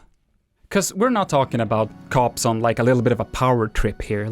This isn't just normal American cops. We're talking about cops murdering completely innocent people on a regular basis in broad daylight and a legal system that protects them because they're cops and... we are talking about normal American cops, huh?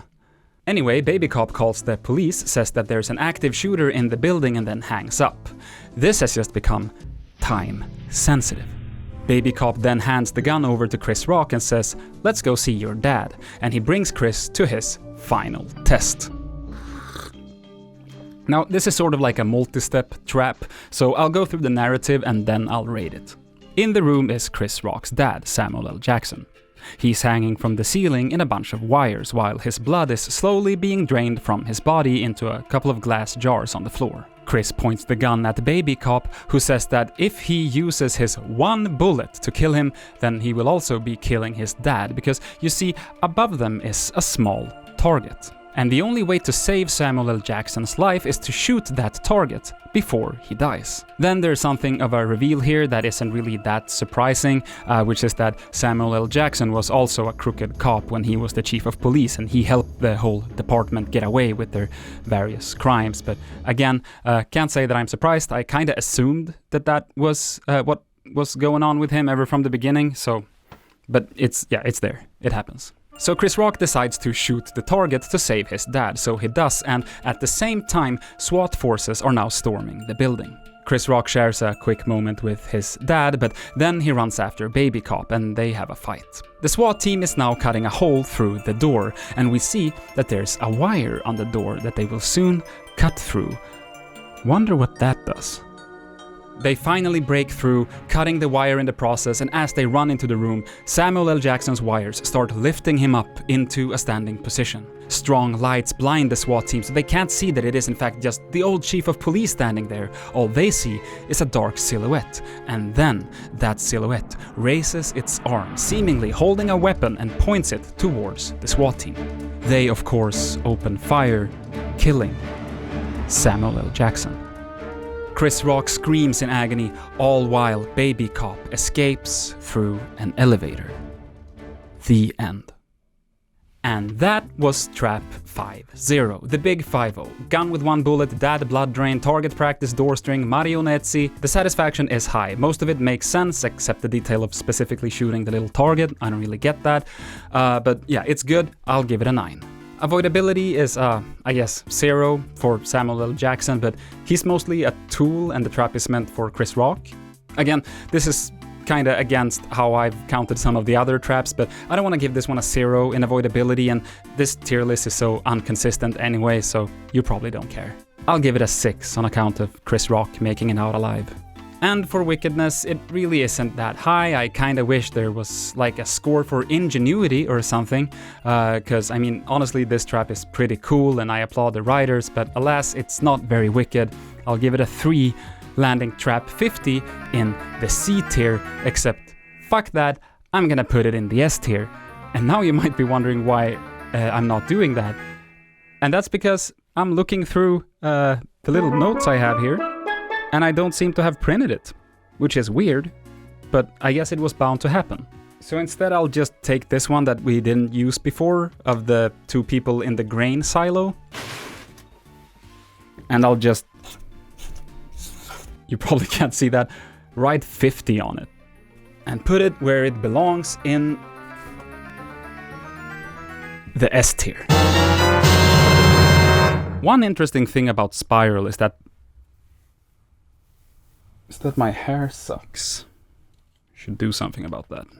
One interesting thing about Spiral is that the saw-fandom seems to agree that it's like the worst entry of the franchise, while I kinda think that it's exactly what the franchise needed. Again, like I said before, I don't think it's a perfect movie, but it is a police movie. It's a cop film. And that's something that I didn't quite realize until after I had seen Spiral, that they're all cop movies. It's just that most of them don't really do the whole cop movie thing, you know, like introduce us to all of the characters early in the movie and give them separate and clear personalities and interpersonal relationships of the police precinct, what's going on in the city, flaws in the system, goals and motivations for all the characters, and yeah, they do that here. I liked Spiral, it's good.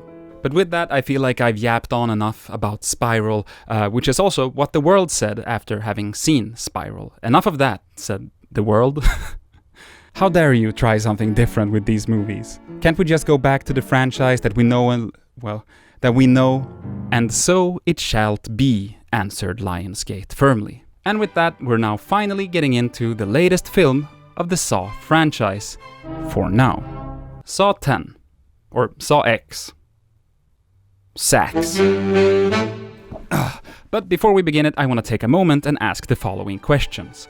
All jokes aside, what do people actually want from a Saw movie? To me, the answers seem pretty obvious, and I will soon outline what I think those are, but first, from scrolling through the Saw subreddit, I have found that my opinion seems to differ quite strongly from a lot of people on there, if you haven't already caught on to that. But again, as I said in the beginning of this long-ass video, I'm simply presenting you with my opinions, and those are completely fine for you to disagree with.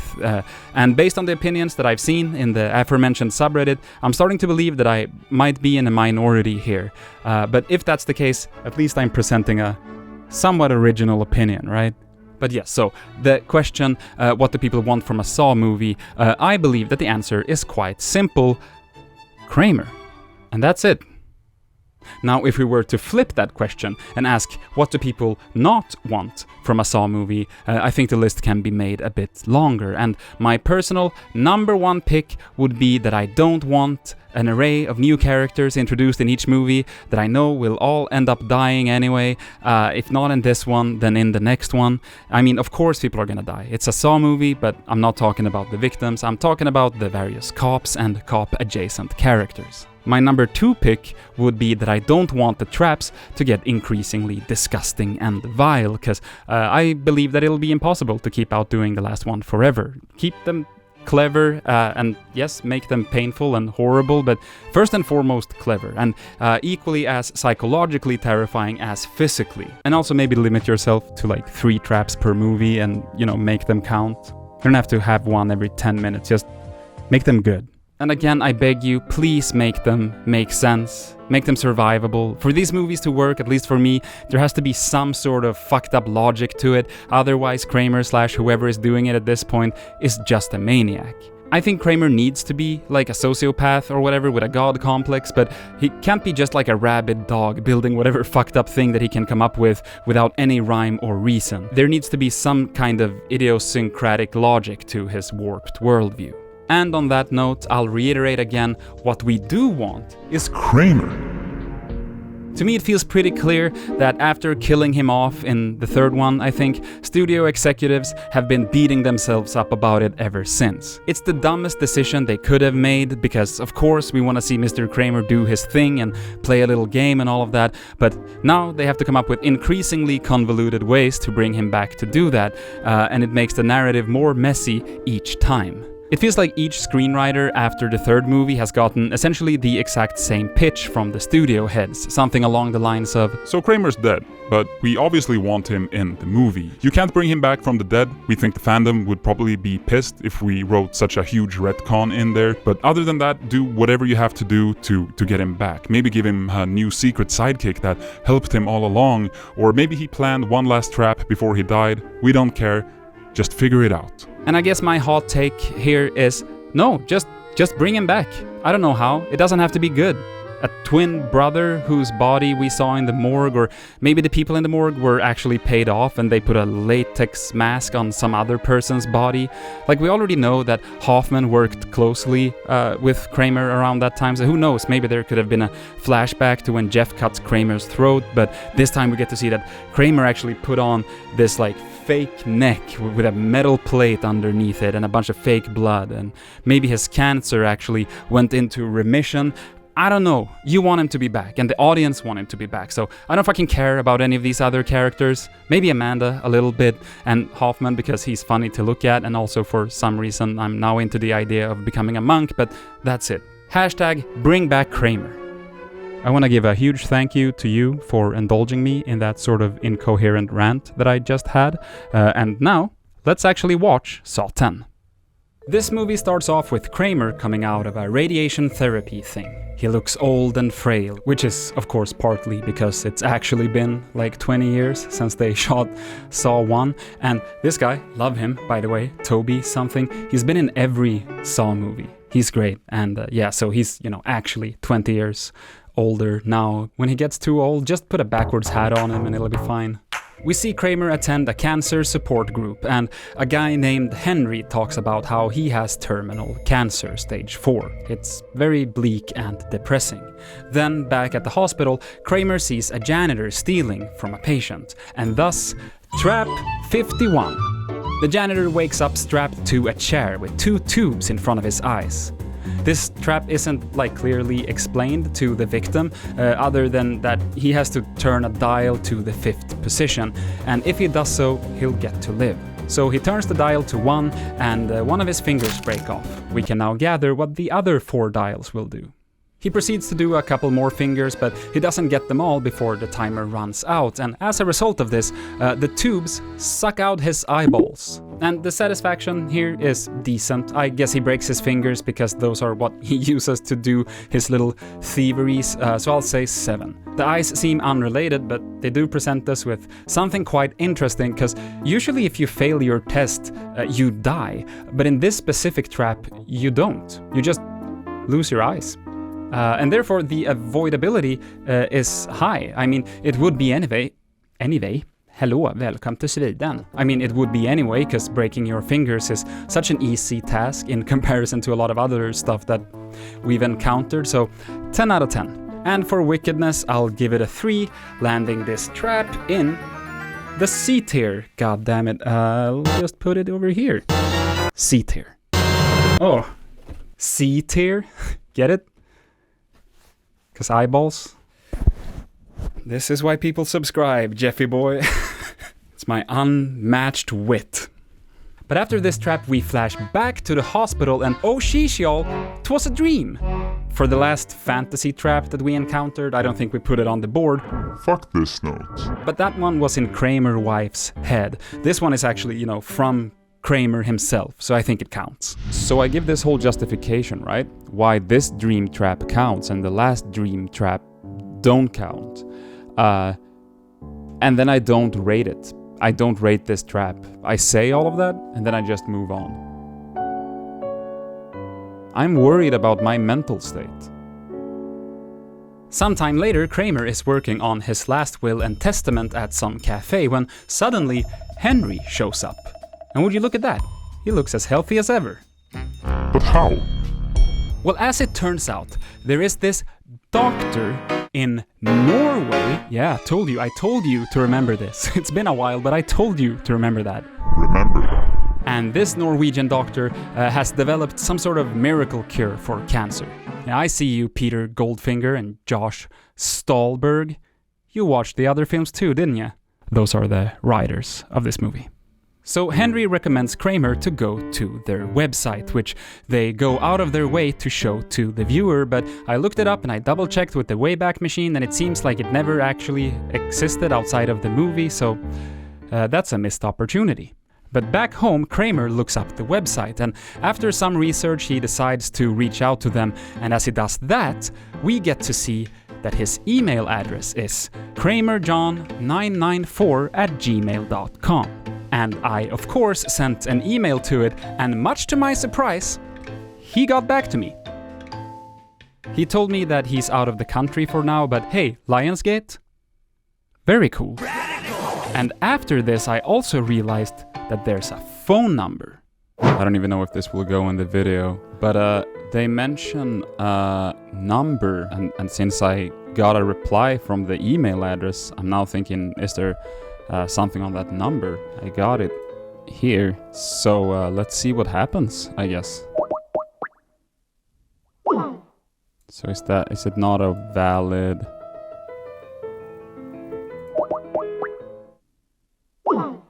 Well, it doesn't seem to work. People are saying Pittsburgh, so I guess 412 is the area code. I don't know. Okay, after some further research, I have found that the email response I got used to have a phone number included at the very end of it. It's a completely different phone number, but it is a phone number. So I'm gonna try calling that, see if that is still active, because now we're here anyway.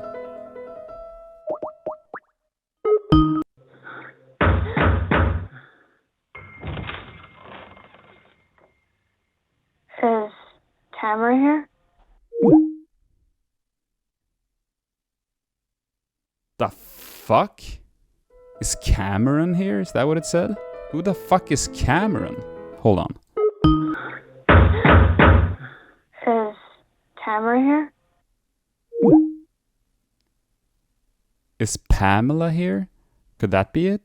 Is Tamara here? Yeah, Pamela is the journalist girl. That's her name. She's Pamela. Is that what it says? Did she die? I don't think she died, right? Yeah, she seemed to still be around. So I bet she's gonna be in the next one then. I'm like not finding anything about this. Because I believe the message on that phone used to be something else. Going by this thread here.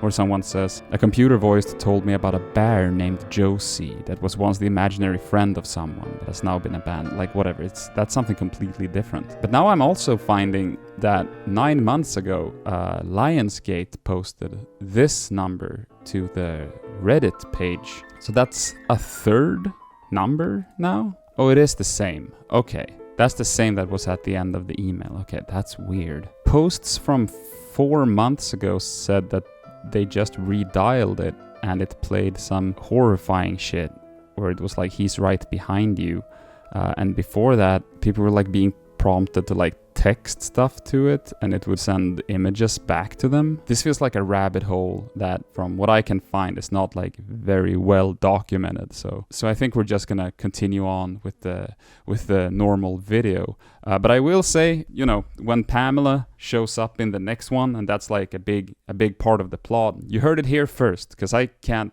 find anyone mentioning this anywhere. Maybe they like just changed it and I'm just one of the first people to call that number again. I don't know. Back to the video.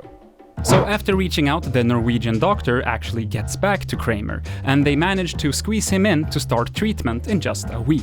Now the treatment facility is in a secret location because Big Pharma is out to get them, you know, because they're essentially curing cancer. But they tell him that it's somewhere in Mexico, which we could have guessed even if they didn't say it, based on the fact that the second he gets there, we get the Breaking Bad white balance, yellow color grading treatment of the footage. Anything that takes place in Mexico looks like this in fiction. Dude, I swear that if I ever go to Mexico and I see an actual white color and everything isn't super yellow, I'm gonna be so fucking pissed. So yes, he goes there, he gets picked up by a taxi, and then he gets pulled into a van by gunpoint. But we soon find out that that was just a way to keep security high so that Big Pharma don't, you know, find these people and fuck them up. And that, you know, doesn't seem fishy at all. That's normal doctor stuff. Now Kramer gets to know Dr. Norway, the daughter of the famous man who invented this whole cancer treatment thing, but he is currently hiding because, again, Big Pharma. Dr. Norway shows Kramer around and he meets the maid, he meets the little boy playing soccer in the yard, he meets the surgeon and the nurse, and he meets another patient who has actually just been cured of his throat cancer. Kramer will be going on the operating table the very next day, but before that he has a little scene with Dr. Norway, talking about how they both like helping people. And then Kramer is gifted a bottle of tequila as a gift from the maid. That night Kramer can't sleep, he goes outside and he helps the little kid fix his bike, and they kinda become friends. But the next day is surgery day, and they will do one of those brain surgeries where the patient is awake so they can keep testing his cognition and stuff. So they give him some drugs and they perform the surgery, and the next thing he knows, he wakes up in some bed at a completely different location. Dr. Norway gives him his blood results, and as things are looking, they did it. No cancer. She tells him to rest up for a few days and then have a good rest of his life. He says he'll wire her the rest of the money. Kramer then spends a couple of days resting up like the doctor ordered, but he decides that he wants to give them another thank you. So by looking at a radio tower in the distance, he's able to figure out the location of the place where the operation happened, because he saw the same radio tower there. And he goes, but it's abandoned. How can this be? He keeps looking and finds a DVD with footage of a brain surgery. The same footage that he saw while he was being operated on. He removes his bandages only to find that they never even cut into him. It was all a prank, bro. They didn't do surgery on a Kramer. And so Kramer kidnaps the taxi driver who took him to that place originally. And I should note that the taxi driver was also like one of the people in the operating room. He doesn't just kidnap a random taxi driver and like blame him for what happened. He was part of it. And so Taxi Man wakes up in Trap 52. Bomb arms. Again, terrible name, but I don't know what else to call it. So in this one, the guy wakes up and finds that he has 2 scalpels taped to his hands. On his arms are 2 pipe bombs attached by a steel wire that he won't be able to cut through. What he can cut through, however, is his arm. The narrative satisfaction here is super high. Fake surgeon has to perform surgery on himself. 10 out of 10. Avoidability is great, because even though he will lose like a lot of blood, the bombs are specifically attached to the top of his arms, presumably so that he can avoid cutting into any major arteries. And as we're about to find out, he actually does manage to get the bombs off and he survives. So 10 out of 10. And for wickedness, it's also great. We're forced to watch him cut out big chunks of his arms, and it's all fucked up, and like, yeah, we've seen worse, but this one is just, it's so good overall. I'll give it a 9 here. But to be fair, it doesn't really matter what score I gave this one, because I'm gonna put it in the S tier anyway. Love this one. Good job. Next up, we get a montage of the people involved in Kramer's fake surgery getting got by the Pigman. They all wake up in a warehouse together, and guess who's back? I mean, I guess it could be any of the fucking 33 people who's been revealed to be on Kramer's team, but it's Amanda, the OG Kramer stan. Kramer now lectures them a little bit before it's time to start the first of the traps in this room. Trap 53, which asks a girl to saw her own leg off with a kind of wire saw. But it doesn't end there, because once she's cut off the leg, she needs to take like a suction thing and put it into her bone to fill up a vial with bone marrow.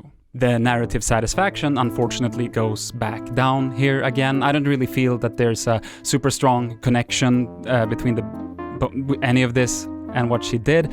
It just mostly feels like Kramer wants revenge. Which, by the way, is something that Kramer specifically said to Hoffman that it can never be about. Like he said, you know, it can never be about revenge. But at the same time, this is the same guy who put Jeff in the third movie, I guess, through all of what he went through there because he needed to forgive the person who killed his kid. But like, isn't that Kramer's whole thing as well? That he's pissed because his kid died?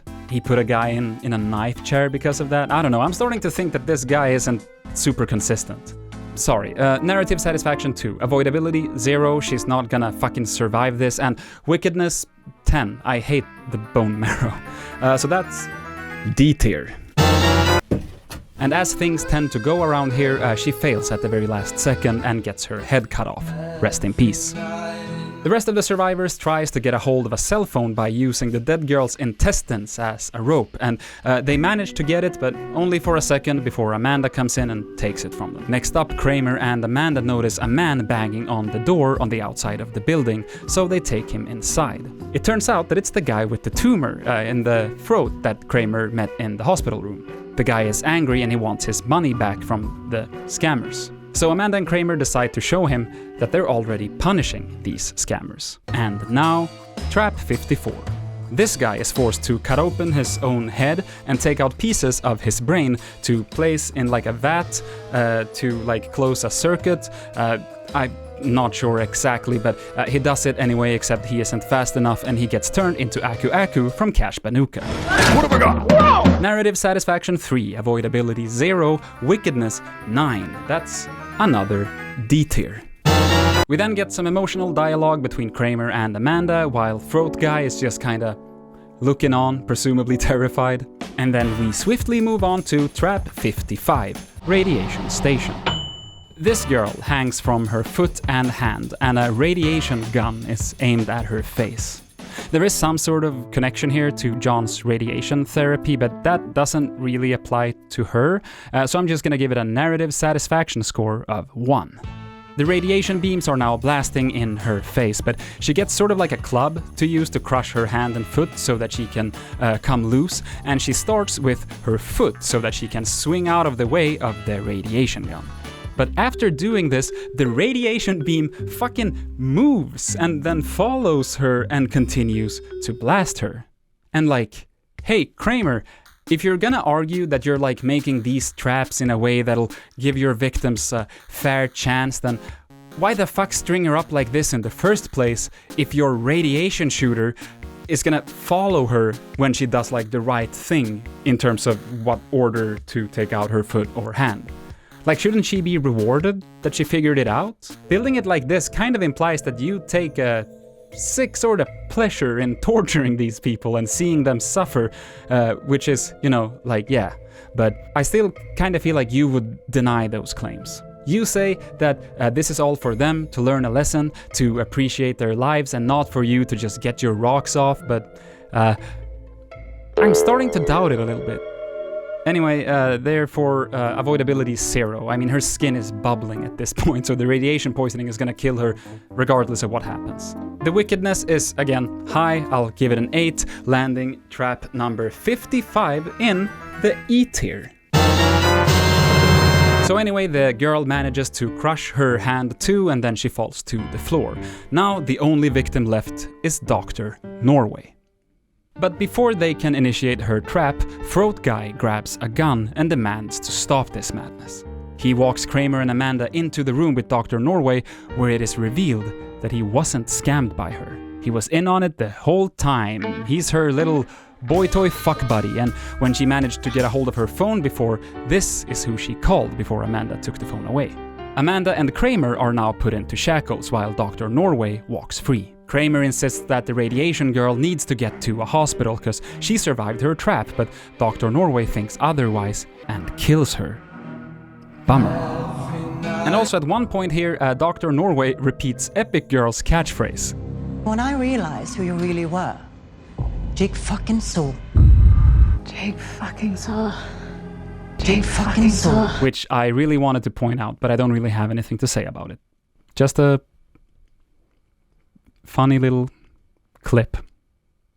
God, I'm so fucking tired. Do you know how many movies 10 movies are? It's so many. I've filmed 5 of them today. I've been going for 4 hours. Now, Dr. Norway wants Kramer to really suffer, and she knows that if she puts him and Amanda into the trap that she was originally meant to go in, he won't suffer because both Kramer and Amanda have done bad things, which technically makes them deserve to be put in a trap. So instead, she decides that she needs someone innocent, and it just so happens that outside, the little boy is playing football. So she brings him in and she straps him into the trap. I will say though that based on Kramer's prior actions of being like, you know, you were depressed so you deserve to die, or oh, you like smoking cigarettes, guess you need to die. I bet that he could probably justify putting this kid in a trap too. Hello, Billy. I want to play a game. When your mother told you not to have candy before dinner, you deceived her with your dirty tricks, all for your own benefits. You played your so-called friends for a fool, telling them that the ceiling had the word gullible written on it. But when they looked, they learned that it was they themselves who were the so-called gullible. But your lies and deceit end here today. And so Jigsaw and the kid are forced to lay down on the final trap. Trap number 56. Bloodboarding. They get raised into the air, and then they get waterboarded with blood, like the name implies.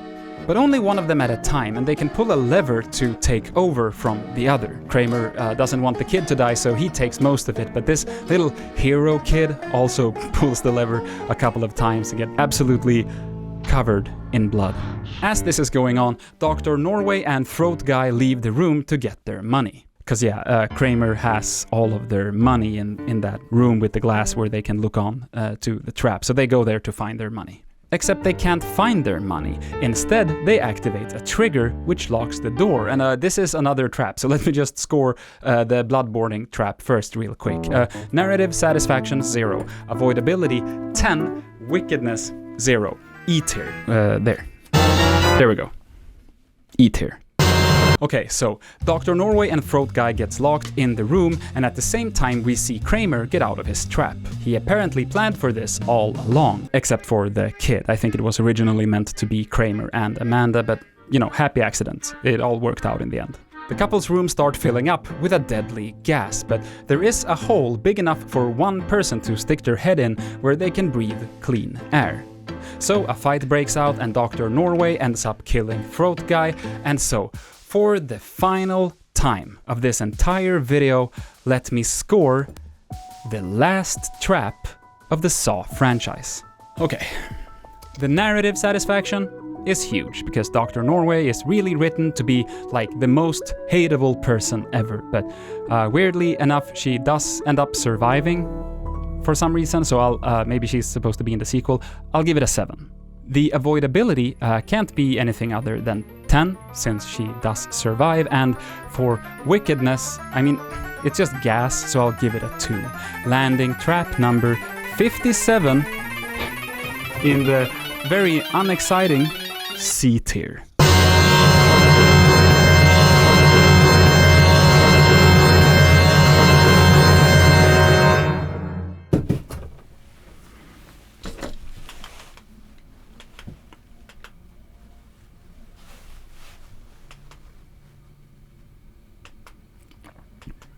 Now let's finish up the plot real quick.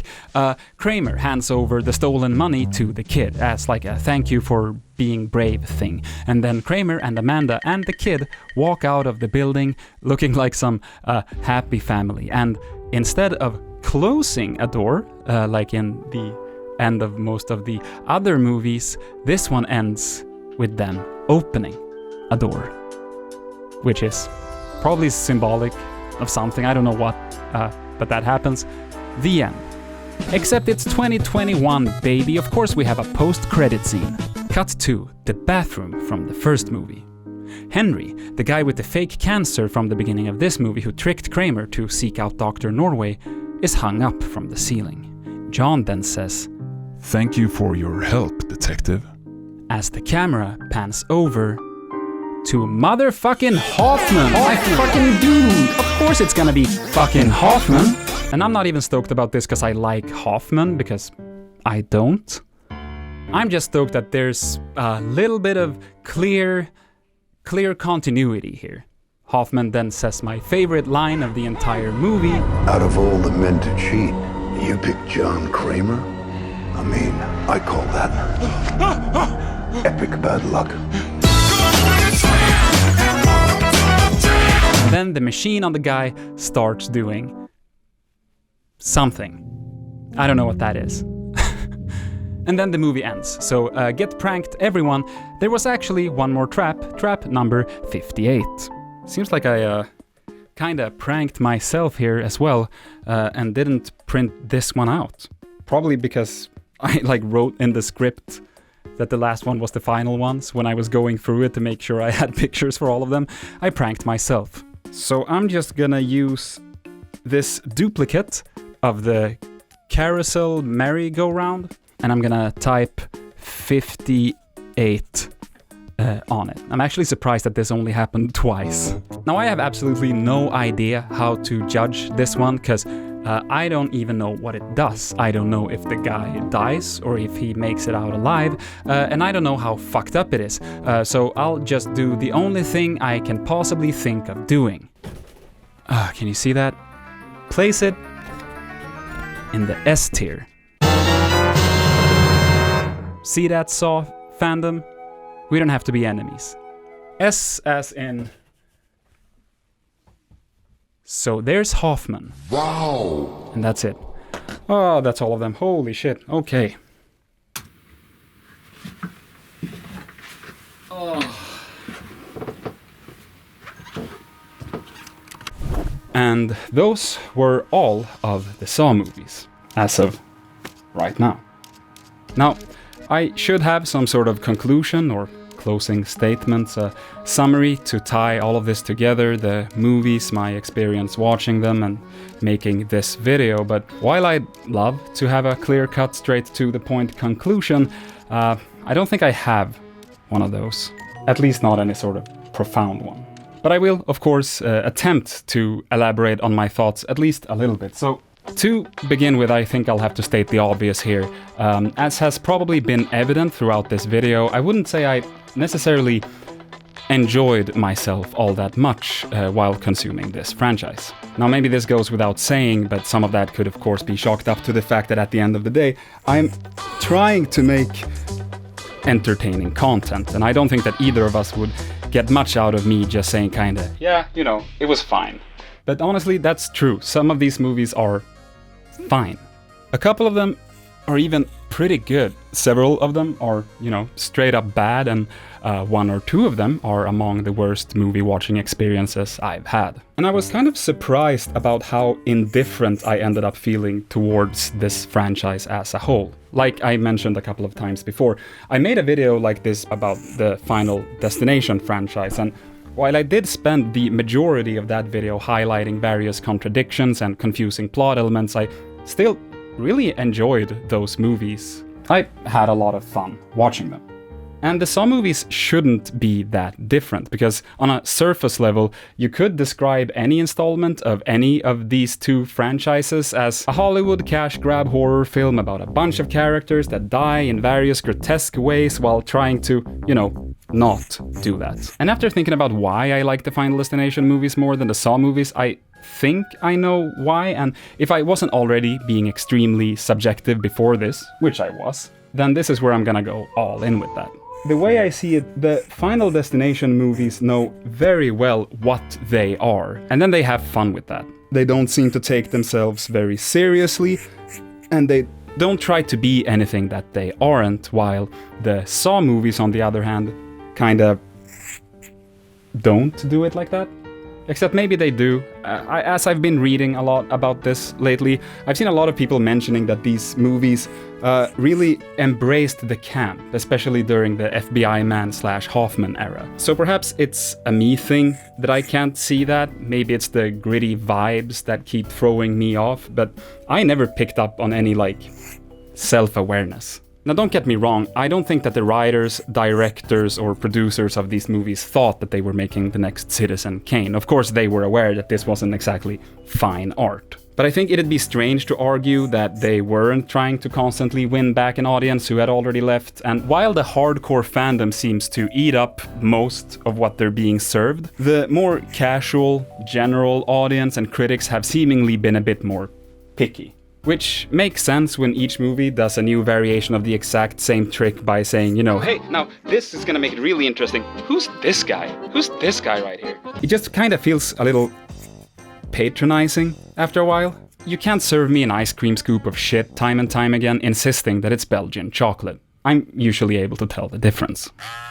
Again, if you love the Saw franchise, if it's your comfort movies that you throw on whenever you want to turn your brain off or whatever, more power to you. That's great, and I won't attempt to take that away from you.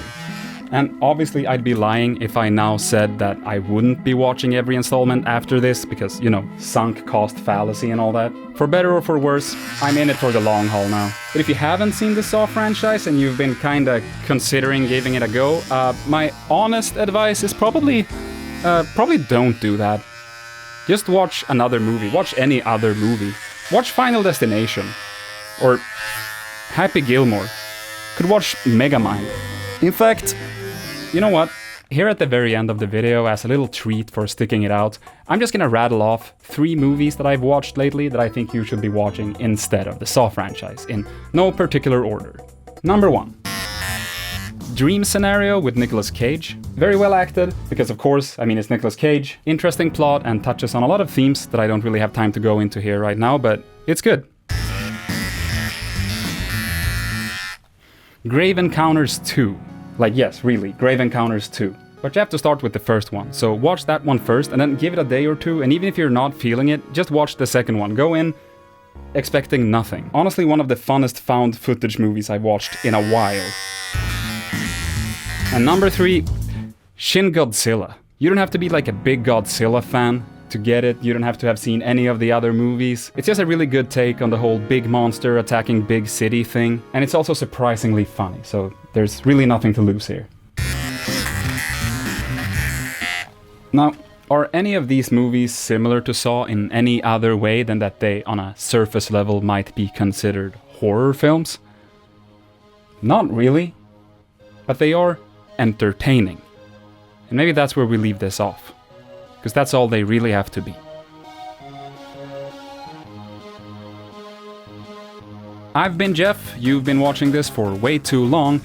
Please consider my Patreon. This video took literally thousands of hours to make. Thank you to Storyblocks for being a website that I've actually been using for years and then deciding to sponsor this video despite its darker theme. Thank you to my patrons on the aforementioned Patreon that are probably rolling by somewhere on screen right now, for sticking with me as I worked on this video for like 3 months. Check out the merch store before it closes. That wasn't a joke, I'm actually gonna be closing it down. And now if you'll excuse me, I have a bus to catch, because apparently monasteries have sort of strict bedtimes and I don't want to make a bad first impression. Thank you so much for watching and I'll catch you in the next one.